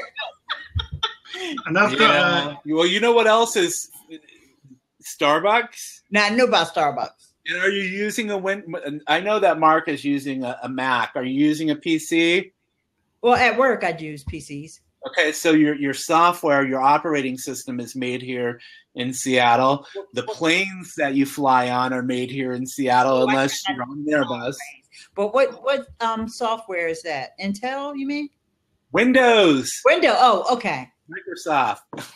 and guys, if you don't mind, I'm just going to put a link to Sunday's Hangout where we're talking about getting Yeah, ready for go Black for it. Friday sales. I've put that in the side there. That's a hangout. It's not a blab. It's a hangout. We'll probably do an after hangout blab. We'll pop across the blab and have some hot seats and stuff. It was so funny. We had someone here asking about how to monetize blabs. And there's so many different ways that you can do that. I know that Dave Espino has already come out with a couple of courses with some ideas on how you can utilize blab. He is so quick at that kind of stuff. I'll have a blab course out next year. But then it'll be too late. Bob released it'll be too late. There'll be some other technology and. But I was saying, the Udemy instructors, they're doing such a great job of coming over here. They have their offer already made into a PDF, or what I know Dave does this. And so, and build their list. And I have a PDF. I don't think you can monetize Black. I'm like, what? I'm not trying to convince you. If you haven't figured it out, but I don't teach that course. Here's the PDF that I put out for this particular lab. Yeah, let's get that. Here's the PDF, and I put it on the online course coupon website so that people are automatically on that site. So maybe they'll look around at the great deals from other instructors and help all the Udemy instructors out there pay for their Christmas gifts. Maggie, can you jump in real quick? Hey, Maggie. How long you guys are going to be here? But Maggie, first of all, I wanted to say to Tim, Terry is Forensic 187. That's my buddy. She and I have been online buddies for a while now. But to answer your question, Maggie, if I'm not sure if you can jump in or not.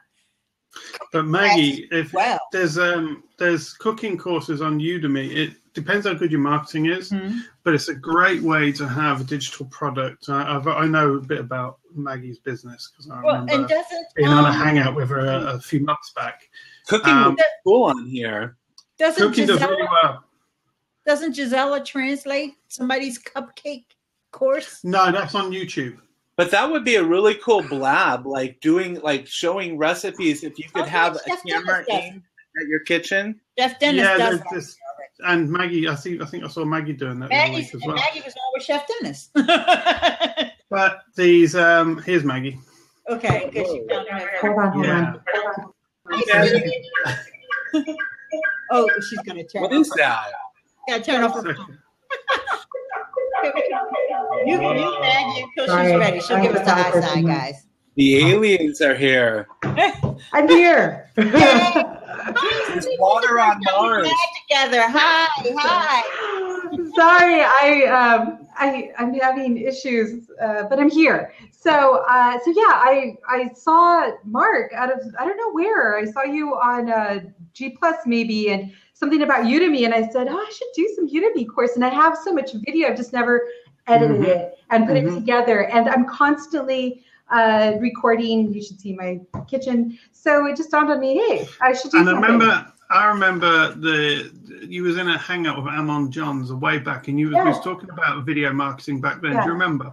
I do. And, so what basically, just to inspire you, there's a young lady called Teresa Greenway, and she's got a course on Udemy on making sourdough bread. Yeah. And she's done thousands of dollars on that course. Awesome. I've seen some people. I don't know much about Udemy at all. I probably will go and check out your G chat that you had, or it was a hangout, right? Yeah, hangout. Yeah. So here I am. I'm thinking about now doing a course on Udemy, but I guess I'm a complete newbie. I have no idea where to even start on this one. Didn't you blab with Dennis here? I did a couple of shows with Chef Dennis and myself, just on my own. But my very, very, very first one, I had no idea. I actually did the whole show with my phone. It was so random. It was like, oh wait, you mean you can do this on the computer? You're kidding me. No, but the worst part that I found, what I don't like about that blab is that they don't have the behind the scenes. So you know how on Hangouts you have the green room, And here it's like you're on. So Well, what they did was they gave us a test zone where you can set up and it won't be on the homepage. So before we just had test as a tag, but you still showed up on the homepage. But now this blab.im/test zone, you won't be on the homepage. If you want to just test your setups and all of that, and then you still need to go and start your real blab though. You don't want to just change the topic. So test. I'll have to check that out. Kind of like a little micro site, you know what I mean? So Maggie, what would you like to know about Udemy? I don't know anything about it. Okay, so what it is, it's a third-party platform where you can host video courses. Okay. They've got over 8 million students already on the platform. So it's a marketplace in its own right. So you can put your course on there, and then they've actually then got people on there buying the courses. But what's really, really powerful is if you've already got a good following, it's a great place, which you have. It's a great place to put a course, host it on there, and then literally if you drive the traffic to the course yourself using it, the technical side is a coupon code, but don't worry about it for now. But if you drive the traffic to the course, you get 97% of all the revenue from the sales on that course. How was the percentage again? 97%. Wow. Yeah. I like it. And then, but if Udemy the U.S. government, if Udemy sell it, they take 50% and give you 50%. Okay. And if an affiliate sell it, they take 50%, Udemy take 25%, and you get 25%. So there's a scale. But on Udemy, a lot of the courses are priced at $150 to $300, but they usually typically sell on promotions between $10 and $19. Okay. But it's a numbers game. And if you get a good course on there, you know, you're talking, you can earn many, many thousands of dollars a month if you hit a category and you hit it well. It's a really strong earning platform. No kidding. I had no idea. Where have I been? Yeah, well, I hadn't heard of it. I hadn't heard of it 10 months ago. Plus. Dennis has been on there about 12. How long have you been on there now, Dennis? Let's see, July, August, September, October, 13, 14, 15 months. Yeah. So it's only about 3 years old, and it's exploding. It's like eBay was right at the beginning. It's absolutely, you've got an online business to get digital products on there. And especially with your following, Maggie, honestly, with a following of your size and strength, you really should have a Udemy course. Yeah, especially since I just got, sorry, I'm going to brag because I'm really excited about this. It's printing, but I'm joining up with a partnership, a very, very, very big partnership. So that would obviously do well with this whole thing. So I'm sold. I need to go and watch your hangout and everything else that you talk about and get feeling. Well, it's actually more the editing. Remember, Mark, this is you and I, our conversation was the whole editing and how do I do this? And you're the one who told me of split blah blah blah, and I just went and so I need to figure out how to edit better. What I've got here is part of, there's a bit of a learning curve, Maggie, but the earnings on there is massive, and it's the future as well for a lot of us sort of with online businesses having that digital content in place. What I've got a free Udemy course creation course, and what I'll do is I'll put a link in the side. Yeah, please do that. And if you're a Udemy instructor and you have course coupons, please share them because that's what we were talking about in the beginning. Now we've kind of moved on to general Udemy chat, but if you have those course coupons, we've got people here with us. We've got 16 people here with us live. If you've got some great courses like Marc or, anything that is Udemy related is fair game. So please share those links right out there in the chat. Let me just answer this verbally so I don't have to type it in. Gary, Udemy is mostly video, but they do want you to have like one PDF or one audio. Or some quizzes, a mixture. Quizzes, but the quizzes are part of their software. It's not like you have to come up with a quiz. Yeah, at least 60% video. Before I leave, because I've got to run, can you give me that girl's name, the one who's making the sourdough? Teresa Greenway. Teresa Greenway. Got it. All right, Teresa guys. Greenway. So search for her on Udemy and you'll see her course, and she's doing really, really well, but she's got a really strong following. I've put the free course in there, so anyone interested, grab the free course. I'll just give you some guidance of how to get going on Udemy, some of the stuff. But it takes a little while to get the hang of it and learn a few new skills, but you'll be fine, Maggie. Yes, You've got no problem at all.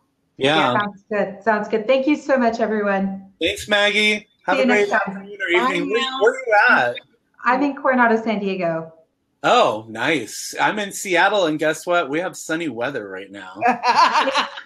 It's hell here. Excuse my language, but it really is. Gary, don't go anywhere yet. Wait. Bye, everyone. See you Okay, later. bye-bye. Why don't you come in, Gary? Because I think, Gary, I wanted to find out if you're asking questions about your softball stuff or if you're asking these questions about podcasting stuff. Because I think, hi. Hey, how's it going? Guys. Hey, I want to introduce you to my friend Marc and Dennis. And this is Gary. He's one of the founders of Podcast Movement. Hey, nice to meet you guys. Thanks for A whole bunch of other podcasting greatness that he's been doing for years and years and years. Yeah, I've been wanting to find out a little bit about this. Is it pronounced Udemy or Udemy? Udemy. These two guys are the right ones to get you hooked up. So if I was like the 14th of October, I'm speaking over in Dallas on Blab, converting that into podcasts. I could film that session, basically make a course out of that, and then throw together a PDF to accompany it, and I have a course.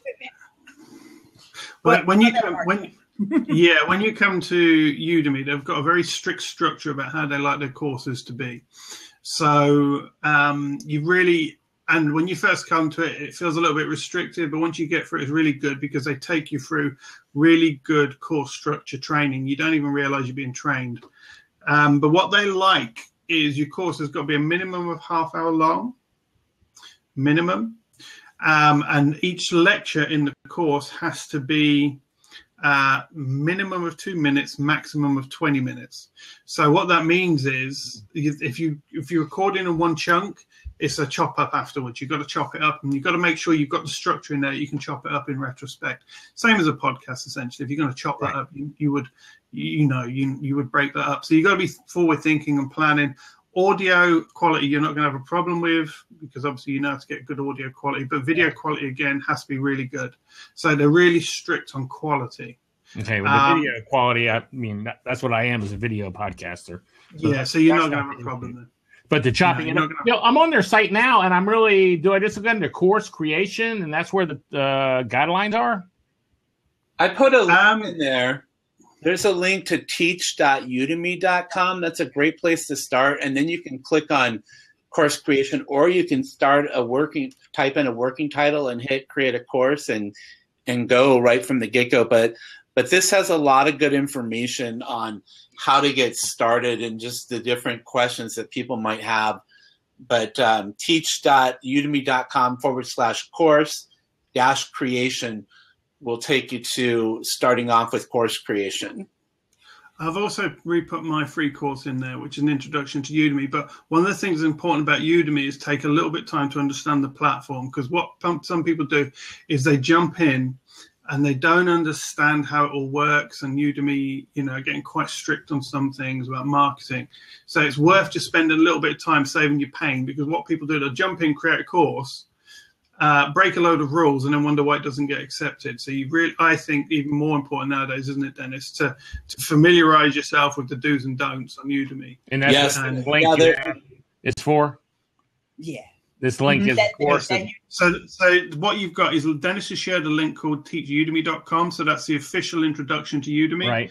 What I've got on here is my free course, which is an introduction to creating your first Udemy course, which you can access as well for free. But to start with Udemy one, that's Udemy's position and everything. That's a really good place to start. Okay. Because the thing is, Gary, they're a little bit of a stickler about the format. And then once you get your course in there and you get it accepted, because it's an approval process. You don't just say, okay, like on YouTube, and just put it up there and it's up. there's an approval process. So they look at your course and then they may make a critique. They might say, you don't have enough, or one of these videos is too long, or something, whatever they say. And then that's no big deal. You just resubmit, you just fix it and resubmit it. Don't let that, like turn you off, like, oh gosh, this is too much of a big deal. It's okay, because we will guide you through it, because there's all these folks that are in this room now are helpful with getting people through that process. But see, I know that you have a ton of content, and I'm telling you, I think that your softball stuff would be groundbreaking over there, because I bet there's not that much of it over there. Yeah, I have so much of that content. It's just, I got 16 terabytes of that information. And it's one of those things where there may not be anybody over there looking for it, but then again, there might be. So you may want to do just a little research, looking around, poking around. Maybe because the one girl, she had a course on how to watch American football. Remember that, Mark? She was on the early hangout, and she was making money. Darling, isn't it? Yeah, she was making money from a course on how to watch football. Yeah. How to watch a football game, not how to play, how to watch. People won't pay for anything. Right. So Udemy is kind of all over the place with the topics. It's just, you don't know like what the audience is going to be like. But there's definitely an audience for podcasting and Blab. But like now, all the Udemy instructors over here, they're all putting out Blab courses. I'm not. I'm definitely not doing a Blab course. Okay. I just let you know, guys. Just to warn you. I'm not doing a Blab course. I'm not. Well, it just seems to me like anytime you're speaking somewhere, you ought to like put it in a format, your conversation, that you can use it later in Udemy. See, Dennis is Blab course. Yeah, but Dennis is, and it will be number one, yes, for the holidays.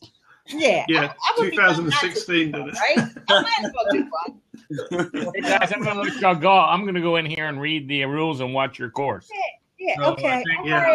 I put in some links in there for you, Gary, on a Udemy policy course and some other stuff. Join the Udemy Studio. Lots of good information in there too, okay?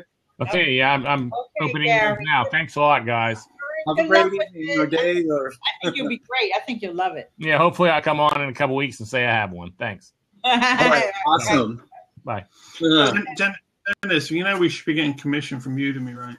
I know. I was just thinking about that, like posting all of this stuff that we're recruiting all of these new instructors. They should, I don't know. Maybe we should. We'll have to have a chat with Lindsay, and we'll have to make sure we get some special recognition. Right, you got to record it to show. I don't understand why they're not doing Blabs.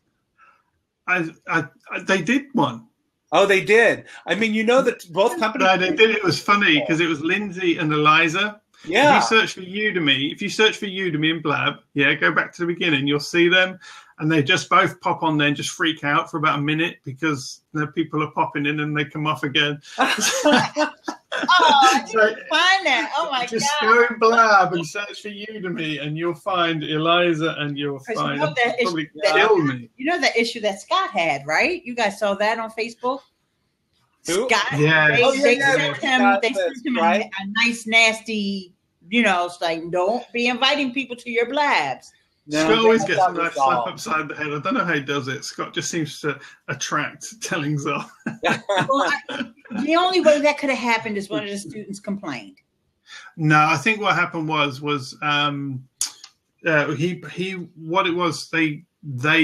didn't understand what Blab was, and they thought he was pointing them. Exactly. So how did they even find out unless one of the students complained? Possibly. Yeah, possibly, okay. Eileen. Who knows? You guys are all sending out announcements to your students, right? Yeah. And so the only reason why Scott's would have got flagged is because one of the students complained, or one of the other Udemy instructors.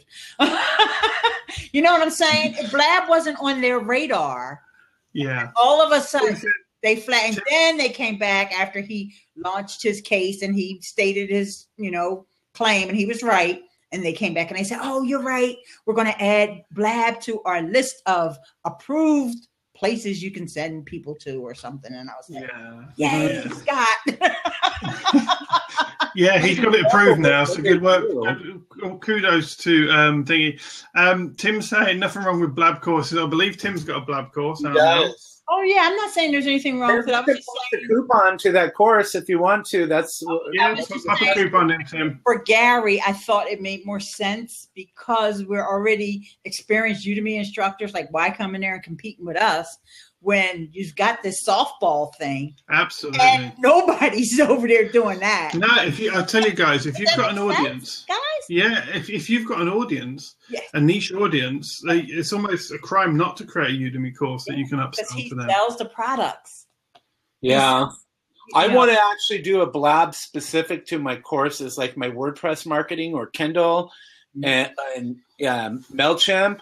So I'd like to get more into that. The problem for me is that I need to have the quiet time. Like right now, I'm at my friend's house. She's at work. Her roommate's probably somewhere in the house. But when I'm at where I live normally with my folks, until they go to Arizona for the winter, my room, the sound from the TV comes right into my room. So I can't do this kind of stuff without – it's not like you can have a microphone that doesn't pick up that stuff, but I don't feel comfortable sitting there having these conversations when I know that other people might be listening to me or whatever. I hear you. And I tell them I'm not talking to myself.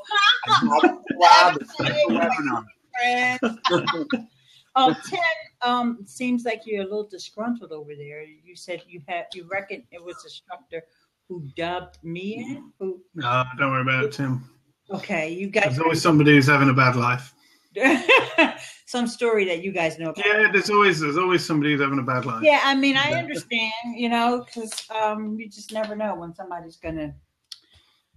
Yeah. I got a nasty email from Udemy too. So far, I haven't got any because I haven't been doing as much as I should. No, I've been a good boy. I haven't had any yet. I got that email too, but probably back when they didn't understand what Blab was.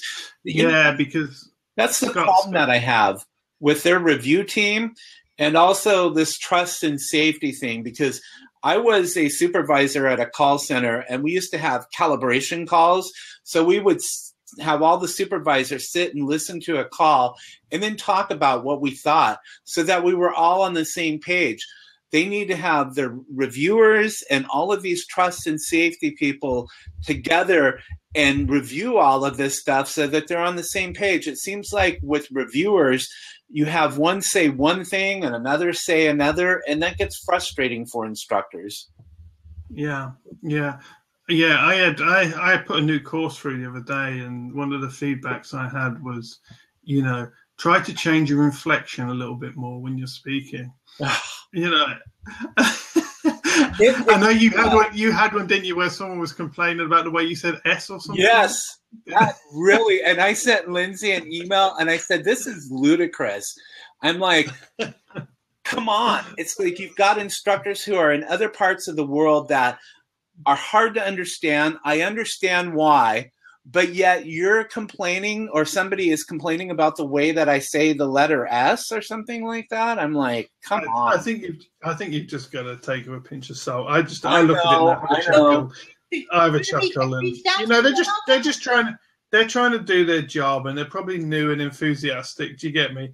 And they read all the policies, and it takes them a few weeks to settle in and realize that okay, you say this stuff, you're going to get into some arguments with instructors, and it's not worth the pain in the end, because the instructors can be very sort of firm about their what they, especially I've done 20 courses by the time this one, so. But yeah, I just think, it's just such a great place to be at the moment. I'm really excited, and it's such a positive place, in terms of revenue. Yeah. And I was saying the other day, I think this is I've done a lot of businesses on Udemy in 12 years online for different things and everything, and I was very successful on eBay. But this business is definitely the best one I've ever got involved in by a long mile. I would agree. It really is extremely powerful. Yeah. As we're sitting here, guys, I've just going to check my revenue and the sales sitting there. Do you get me? It's while we're having this blab, I'm earning money. I'm just sitting there chatting and I'm earning money. Come on, guys. So. I've just checked. You know, someone's spending money with me. You know, guys, how many subscribers you have on YouTube? Do either one of you have over 1,000 subscribers? No, I'm still building mine up slow. I'm about 350 now, but they're very, very engaged. Okay, I need to do this blab about this site called FameBit, but you have to have 1,000 subscribers to get in there. But what is it called? FameBit. Use my link, eileensmith.com/FameBit. But you have to have 1,000 subscribers at this point. You have to have 1,000. How many have you got, Dennis? 467. 7. Yeah. And because we were talking about that earlier on our blab, if you have a YouTube channel and you want to share it with others right now, go ahead and do that. I'm okay with that. I mean, these are great ways to build up followers when we're connected like this. Is by sharing that stuff on there. Yeah, I've got loads of content on Udemy, guys, and so's Dennis. So don't put your own link there, Dennis. Don't forget. Yeah, I've got loads of videos on thingy. So, Dennis has got some excellent hangouts sitting on his YouTube channel. He's talking some top instructors. We're coming up on a year since I did the first one, and I looked at the numbers on that, and probably by the time we get to November which is when I held the first hangout. 5,000, almost 5,000 views on that video alone. Mm-hmm. I've got. Go ahead. My top one is just not far behind that now, and that was sort of January this year, and that's a hangout, and that's 4,500 views. So when people say hangouts no longer work, you got to understand there's a little bit more to hangouts than the live broadcast. It's that getting that video content in the YouTube channel. So have you thought about ever uploading your blabs to YouTube? I do. I have. Okay. I do it every time. Good. And I put the blab logo as the thumbnail. And so I've been doing that. And you know, the other thing that I didn't mention when we were talking about YouTube is that I'm finally getting into cards. Getting into Rob's here. The cards. Oh, yeah, the interactive cards. Oh, yeah, you got to get that done. That's like I had been doing that. So now when you're watching a blab towards the end, it'll pop up so that you know that. Get it at the beginning. Get it at the beginning, Dennis, because you want to catch them in that first bit. So really? I put my newsletter sign up right at the beginning. Right there at the beginning. You want Udemy tips? Sign up here. Which website do you have associated with your channel, Dennis? Because you got like how many websites? I know Marc usually just has the one. I switched it. No, I've got two. If you add your other websites and associate them in Webmaster Tools, you can have as many associated websites. But I haven't done that yet. Have you done it though, Marc? Yeah. Okay. So you remove one and then add another one. No. I've got two. I've got Fedora and I've got SME Heroes. Hey, Rob. No, okay. When you're in the YouTube settings, that's what I mean. Where you add the associated website.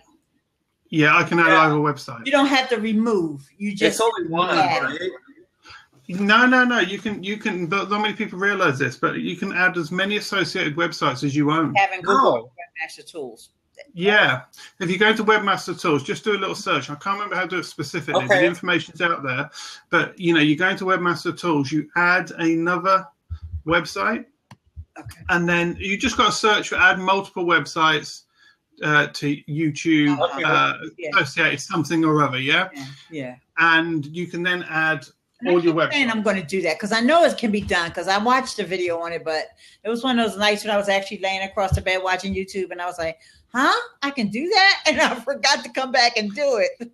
Yeah, I've got it on my Fedora School and on SME Heroes, So any video then, I don't have to mess about. I just type in the URL and it accepts it and I can link to any of them. Really important thing to do, actually, if you've got a couple of websites. Seems like when I'm in there, I can't type in another associated website unless I remove the one that's in there already. Are you in YouTube? Yes, I'm in YouTube under. No. You have to go and do it in Webmaster Tools, and then it'll appear in there. All right, so I already have all of them in Webmaster Tools. I guess I can't remember how you set it up, but there's some little settings, so you might have to do a search. All right, I'll figure it out. Yeah, there's a little search. I need to do a video about that anyway. There you go. I need to. Yeah, once you figure it out, it's a great video because people don't realize you can even do it. Yeah, people don't realize you can do it. People just think you can only have one associated website on your YouTube channel, but you can have as many as you had in Google Webmaster Tools. My latest YouTube video is Duran Duran starting off with the beginning of the Reflex at the concert I saw last week. I uploaded it to YouTube. People like that stuff, so. Yeah, Duran Duran. I was a youngster when they were out, and we was into the hip. My favorite bands are from the UK. You know that? Yeah, we was into the hip hop scene. We couldn't stand the New Romantics. A lot of us youngsters. So it's interesting. I think like the Americans were buying the New Romantic stuff, but the young English guys, we was buying all the hip hop stuff and the breakdance and stuff. Oh yeah, a lot of it. There was a few New Romantics. There was New Romantics who used to dance around the handbags and stuff, but a lot of the kids were sort of into the hip hop scene. They weren't, There was two groups. There was a hip hop scene and there was a New Romantics, and that was the two groups over here, sort of thing. So, revealing my age now. Vanilla Ice, yes. Yeah. But I'm going back to the decent stuff, guys. Not Vanilla Ice. I'm going back to the electro albums. I'm talking like I was going to ask Rob Cubbon to jump in the open seat with us because it looks like that he's here. Maybe he's lurking there. He's excellent. There. See? Now you've got somebody. We've got two Americans and two Englishmen. Hey, how's it going? Yeah. Where are you at the moment, Rob? I've got a map on my wall and I track you. Hi, Rob. Oh my gosh, Rob. Hey, do I need to put earphones in? I'm in England. No, you're fine. I'm in the UK. You're back home. Yeah, although it's not my home. I'm in at the moment. I hate the I opened up a YouTube video. That's why I had to.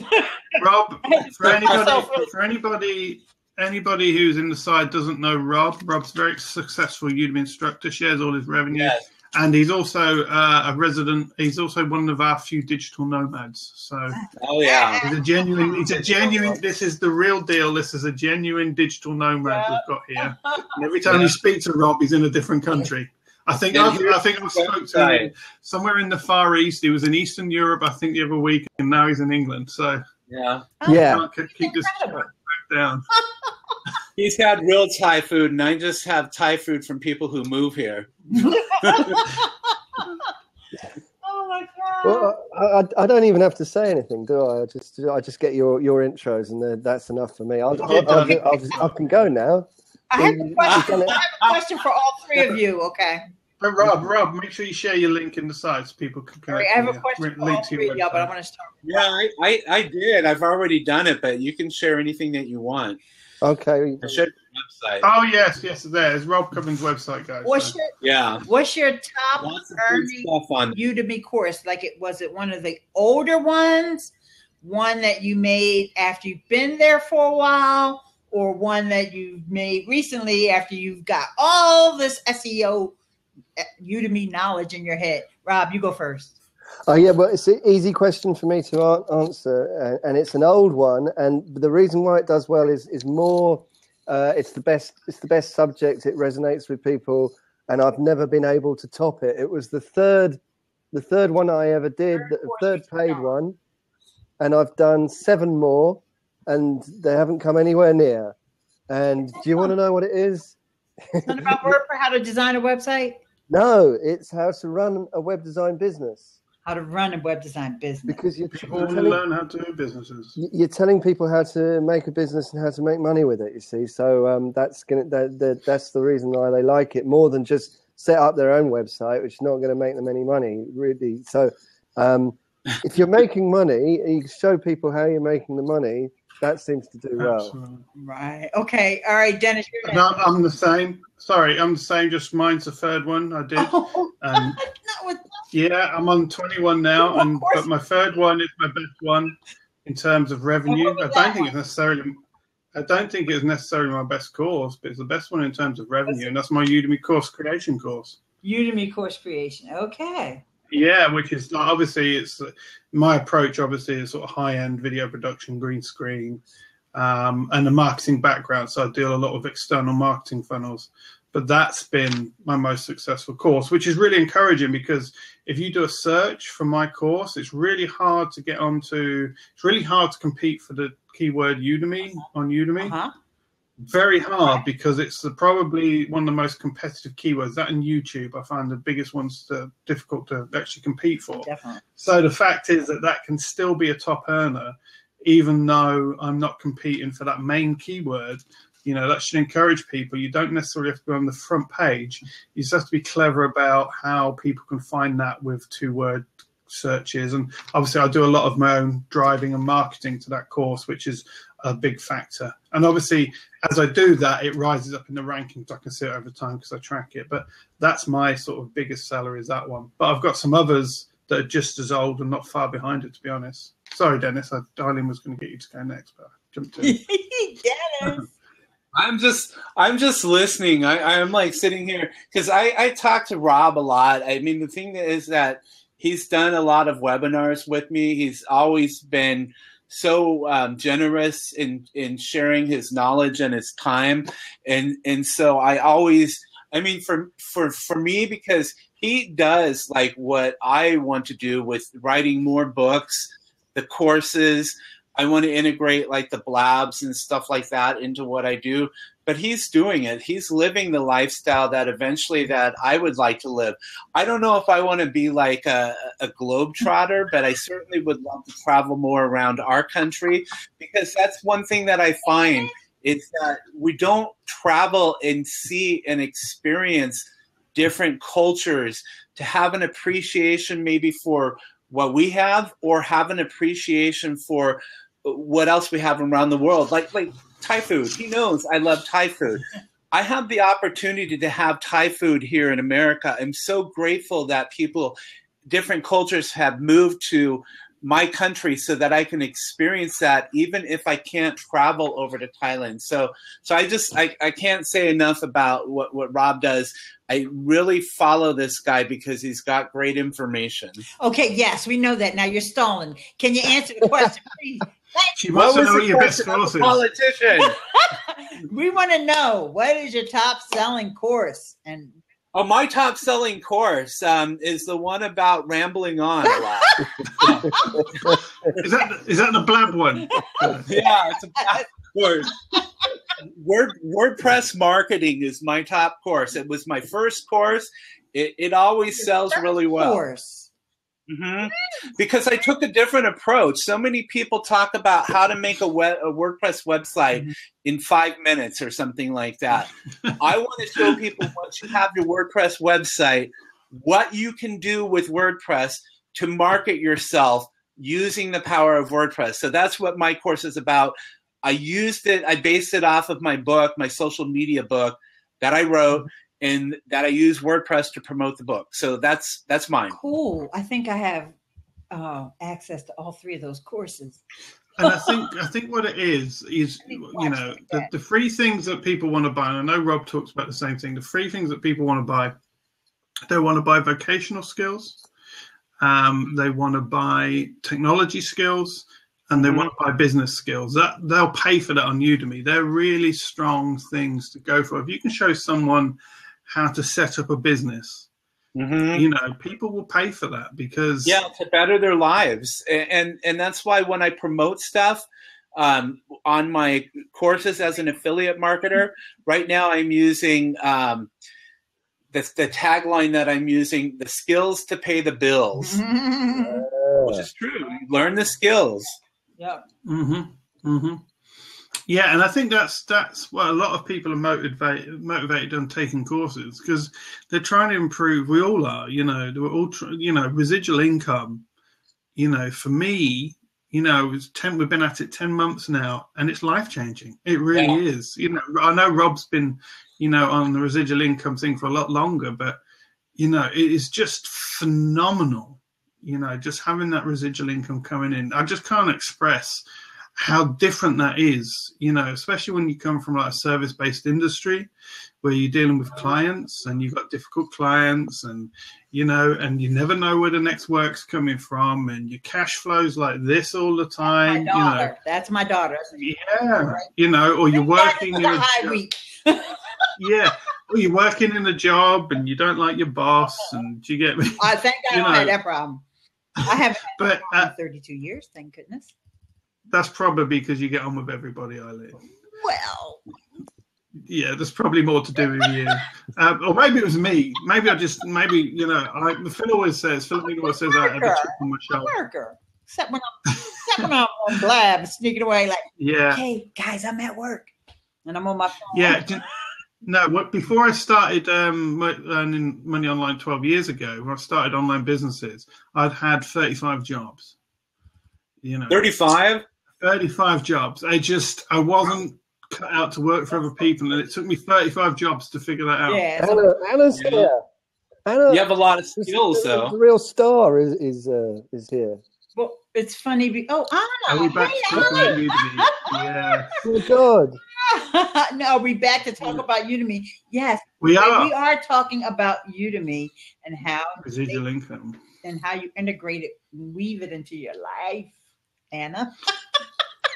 Yeah. So I don't know about you guys, but residual income for me is just a whole principle of creating residual income. You know, discovering Pat Flynn's website a year ago, you know, just really opening my eyes up how almost easy it is. When I say easy, I mean, you know, how easy it is to set up a business now and earn residual income online. If you've got a few core skills, it's phenomenal. It's absolutely phenomenal. I call it the Ronco income. You'd have to be here in the U.S. maybe to know what it is. You know who Ron Popeil is? He sells the products during Christmas, and he says, set it and forget it. And that's what residual income is. It's passive income while you sleep. Mm-hmm. Well, I can meet Marc about. He said he had something like 35 jobs. Marc, man, I had about 300 because I couldn't settle down either. I mean, it is easy to set up a business. You don't want to say it's, you know, passive income is. It took me sort of 4 years of trying before I sort of started earning anything near to sort of something that you could live off. But Udemy has, you know, I can't say too much about Udemy for the consistency of the money you earn, you know, and that it's very hard to get elsewhere, I find. Yeah, I think because you've got a really interesting experience, I think, Rob, because you've tried so many, and you still do have so many passive income streams or residual income streams, you know. And I know you say, like, you know, and you'll often talk about, you know, Udemy is so successful, it scares you a bit because you're just like, you need to get some other residual income stream. But it's almost like I personally think it's one of the strongest residual income stream generators out there looking. You know, there are other things you can do and you can earn a lot more money even, but you know, you really got to know what you're doing, and it can take 12 to 18 months to get that up and going. Now, on Udemy, I think if you've got your head screwed on, you take a couple of good courses, like my Udemy business course. If you take a couple of good courses, you know, you could be creating your income, replacing your income in 6 months. Some people do it in their first course if they hit the hot thing. Exactly. But we need those stories. But oftentimes it takes you, you know, I don't want to give the wrong impression about residual income businesses. There is a learning curve and there's an exponential increase in your investment as you put more time, money, time and effort into that. And you've got to understand this is a slow build process most of the time, the people that make the things thingy. But so what would you say, Rob, is like, you know, the biggest differences with all the different things you've tried? And why is Udemy so special? Yeah, I mean, Udemy is, I guess Udemy is so special because I think you're right. It's a low barrier to entry. It's been rising all the time. When I joined Udemy, they said they had 1 million users, and now every time it seems to be another million. It's now 7 or something. I don't know. So it's been growing while I've been on it. And before that, when I think of what I did before that, how it was so up and down, like selling PDFs on my own site and all sorts of stuff that we've all probably tried, and how it was very difficult and really piecemeal at first. And Udemy just came in with the consistency. Yeah, it worries me because I've seen them come and go in the past. It's like the Google change in 2012. It's a little bit too consistent. It's a little, Is there something you could get comfortable easy, couldn't you? Yeah, you could get very comfortable very easy. That's very quickly. That's what I'm saying. But so far, from what we've seen, it's a great company, a great stream of income that you can tap into fairly easily if you put some sustained effort into it, and it appears to be growing at the time being. It seems to be, the consistency seems to be staying. If not, and they are obviously growing. So what about Skill Feet shutting down tomorrow? Like, who saw that coming? Like, exactly. I did. Tell me how, because okay, I'm not going to say I saw a lot of people watching my stuff over there, but it wasn't like I ever promoted it either. So because they're backed by what is it, Getty? Shutterstock. Shutterstock. Yeah. I didn't even think they had, to worry about. They're on the stock market too. So why did you say you saw it coming? Well, because you go into their Facebook group and they're very slow to respond. Okay. And also, all of a sudden, it was like 10 days to have a course approved and stuff like that. Okay. So you just started seeing like the quality starting to go downhill. So I was just kind of expecting that, that eventually that they would be gone. That was a couple of months beforehand, though, wasn't it, Dennis? Yeah. Because I think before that they were quite serious. Like say about a year ago, I think they were quite serious about it. Yeah, I agree. I get the sense they didn't get over that, and I think Udemy have.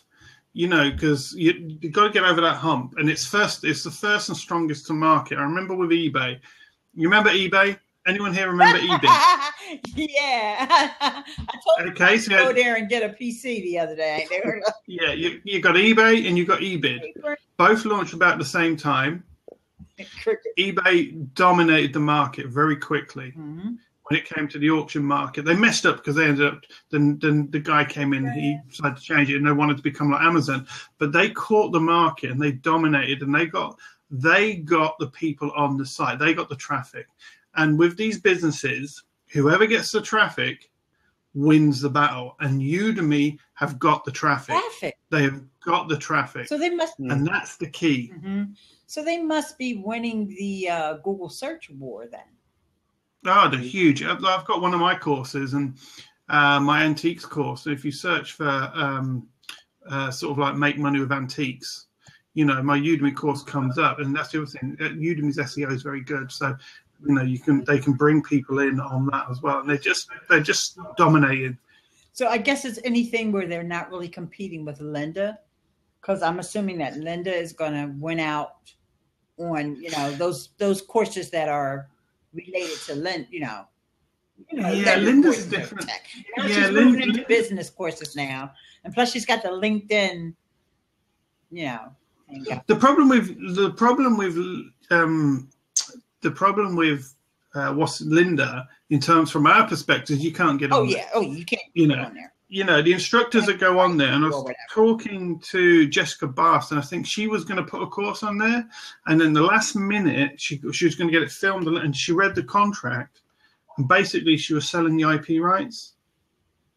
Mm-hmm. Yeah. So, and then what was interesting, she wouldn't be allowed to put any other courses anywhere else. I think that's what she said. It's in one of the hangouts. Yeah, it's something like that. Yep.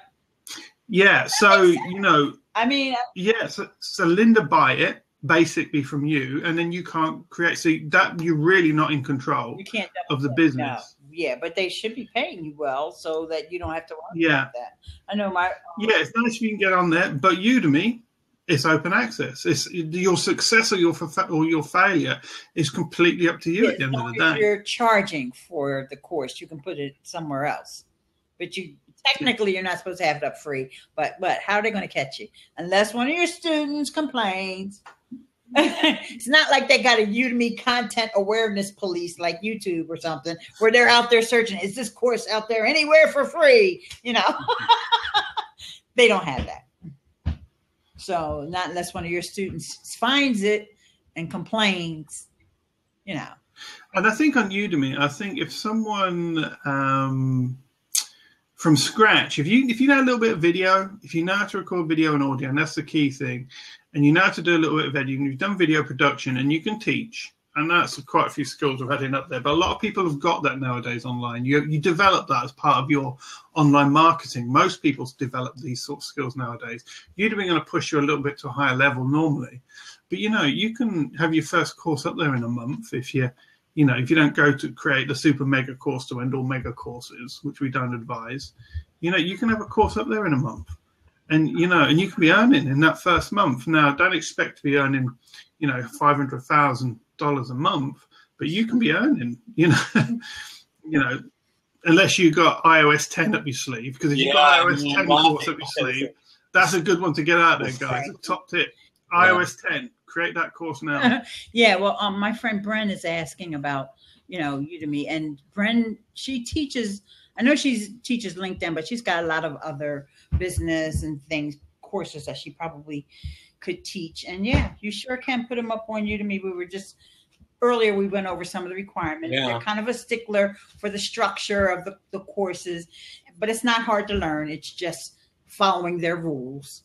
And I think the structure is fine. I like the structure, and building a curriculum. I wish Blab, and hopefully at some point we can do screen sharing because we could show stuff like that, but it's just dragging and dropping and putting things into place. And, I've been working on my course earlier today. Sometimes there's some glitches in it. I noticed that one time when I went to go load a new video that the button to upload video was missing. And I was like, I thought there was a button here. And so I had to go in and create a new lecture and then drag it and drop it and delete the other one, but it's back now. So guys, I'm gonna jump out, let someone else jump in because there's people asking questions. A lot of questions. Yep. There's a lot of questions, so I'm going to open this up so there's a hot seat. I was thinking about doing the same thing, Dennis. But I'm going to thank you, Mark. Hey, Mark, before you go, put in your link for your Blab. Get in here first. I'll hang out on Friday. Yeah, I'll just do that, guys. We're talking about Friday or Sunday. Sunday. We're talking about getting ready for Black Friday sales on Udemy. Okay. That's why you said Friday. Yeah. If you've got some courses, guys. On Sunday. I can't come on Friday. I'll be at work. You need to be ready for Black Friday. Are you ready for Black Friday, Rob? Yeah. Well, ready as you'll ever be. I don't have. I just do what Len Smith does. That's all I do on Black Friday. So. What is Len Smith? Have you been planning to getting courses ready? Have you been anticipating? No, I won't be able to get. Actually, I might do. I don't know. When is it? He's very casual, isn't he, Coach? He's very successful. He's like, yeah, no, I'm fine. The rest is like this. Nice. Black Friday is something that they do in the UK, right? Sorry? Black Friday is something they do in the UK for the holidays, right? No, I think we sort of caught it from America a bit like a cold. We didn't used to have it. Yeah, so if you're like somebody, sometimes like a lot of people, if they're from different countries, they might not understand what Black Friday is. It's the day after Thanksgiving, which is traditionally the busiest shopping day in the U.S., and then that following Monday is known as Cyber Monday. So Black Friday can be crazy. I don't do it. I used to work in retail at Best Buy, which is an electronics chain. And I was at work at 2:00 in the morning and there was a line around the building. And Americans tend to fight people. And at Walmart stores, they tend to kill people for that television. Yeah, because you really need to hit someone for that saucepan set, right? Right. Yeah. I won't do Black Friday. I shop online. For your kids. Yeah, cool. Yeah. But anyway, you just have to go to a website. It's that easy. Yeah, it's called Amazon. Right, I'm going to log out. Nice catching up Thanks, with you. Mark. We'll catch up again. Nice to see you, Rob. See you, Alan. Appreciate it. Bye. Yeah. Okay. Wow. Maggie's got a cat named Friday. Oh my God, black. My cousin had a cat that was black, and her name was Friday, and named for Friday Harbor, Washington, which is in the San Juan Island. Hi, Brent. Hello. Welcome. Dennis, Hey, this is Brent. my friend Brent. This is my IRL in real life friend, Brent.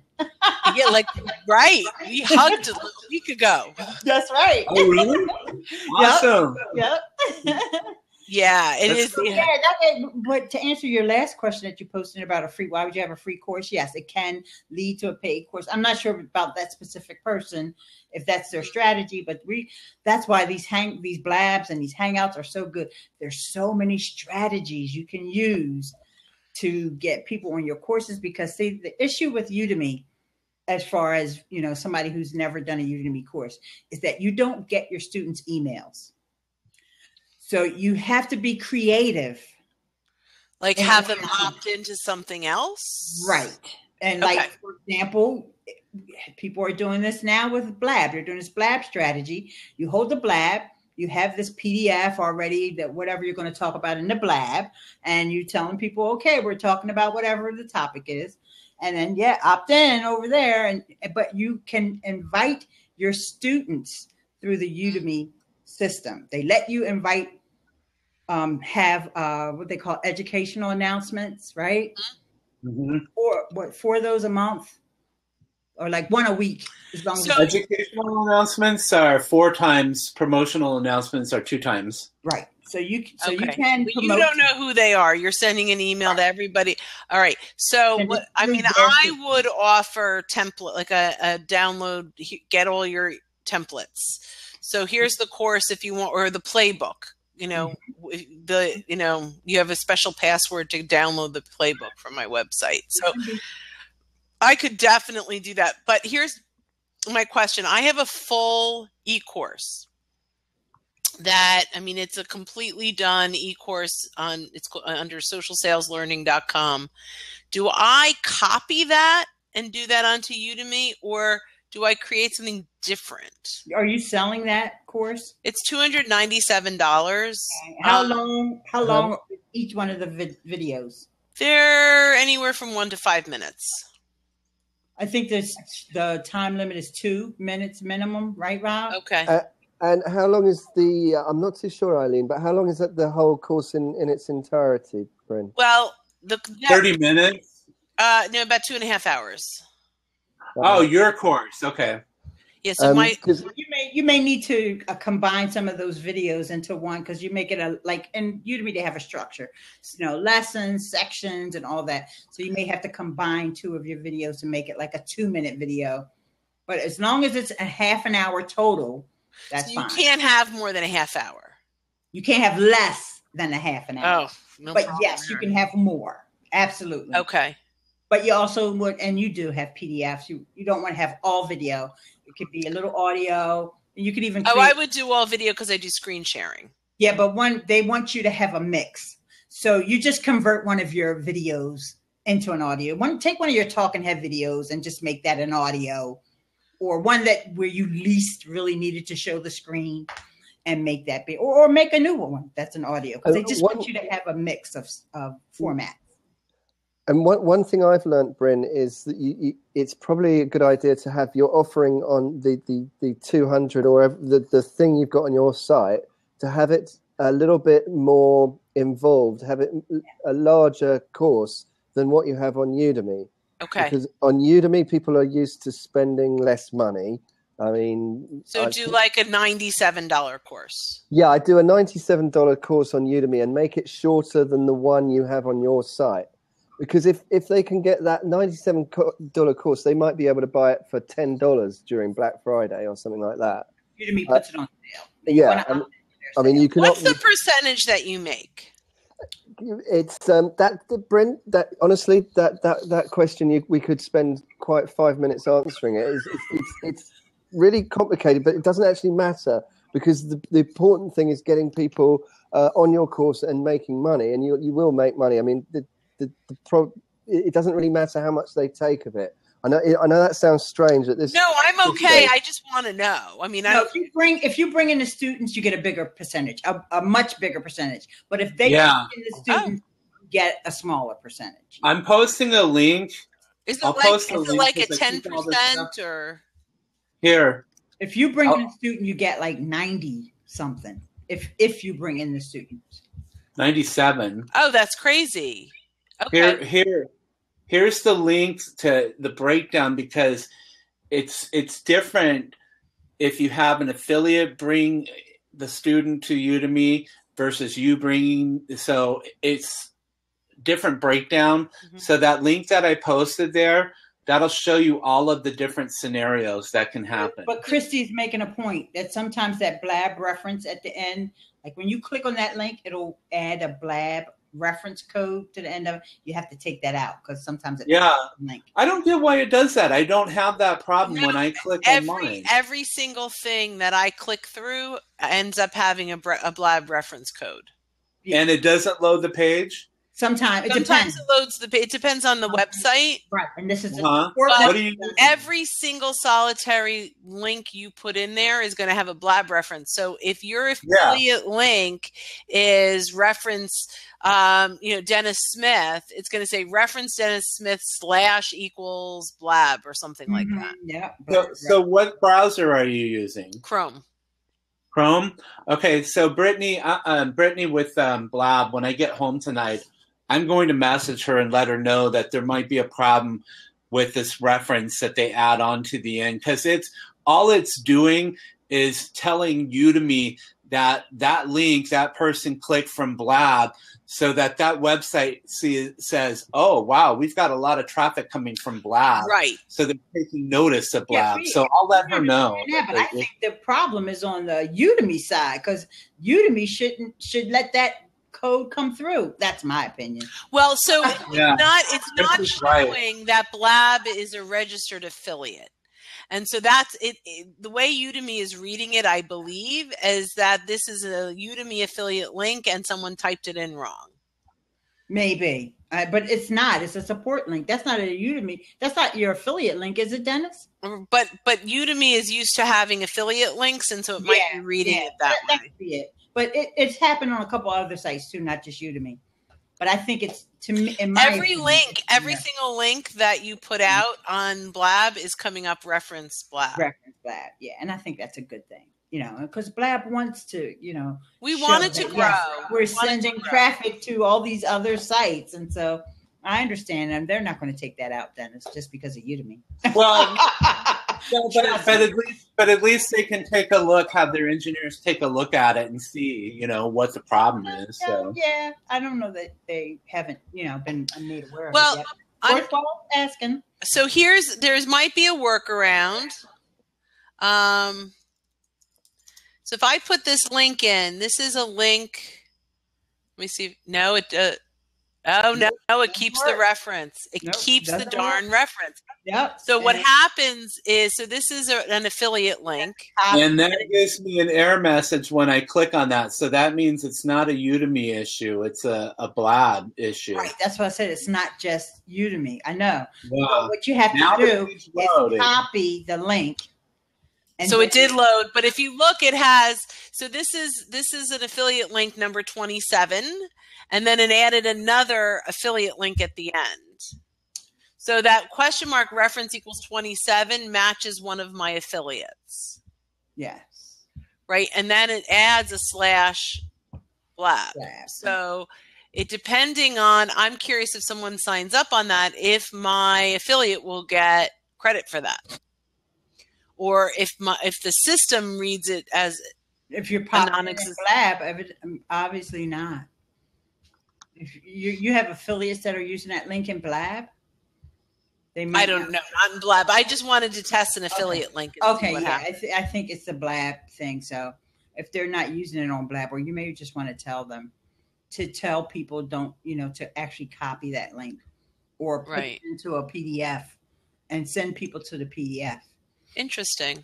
Mm-hmm. So, I mean, I think as long as we're aware of these things, we figure out a way. We figure out a workaround. Conversation to blab extensions. Okay, so is there an affiliate? If I'm going to go sign up on Udemy, who's the affiliate that should get the credit for me signing up? This is Dennis's blab. No credit for signing up.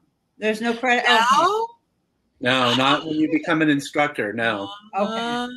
Rob would be filthy rich, maybe, if they did that. I always put an affiliate link for Udemy whenever I link to Udemy. Yeah. Because a potential instructor could sign up, and then they might take a course.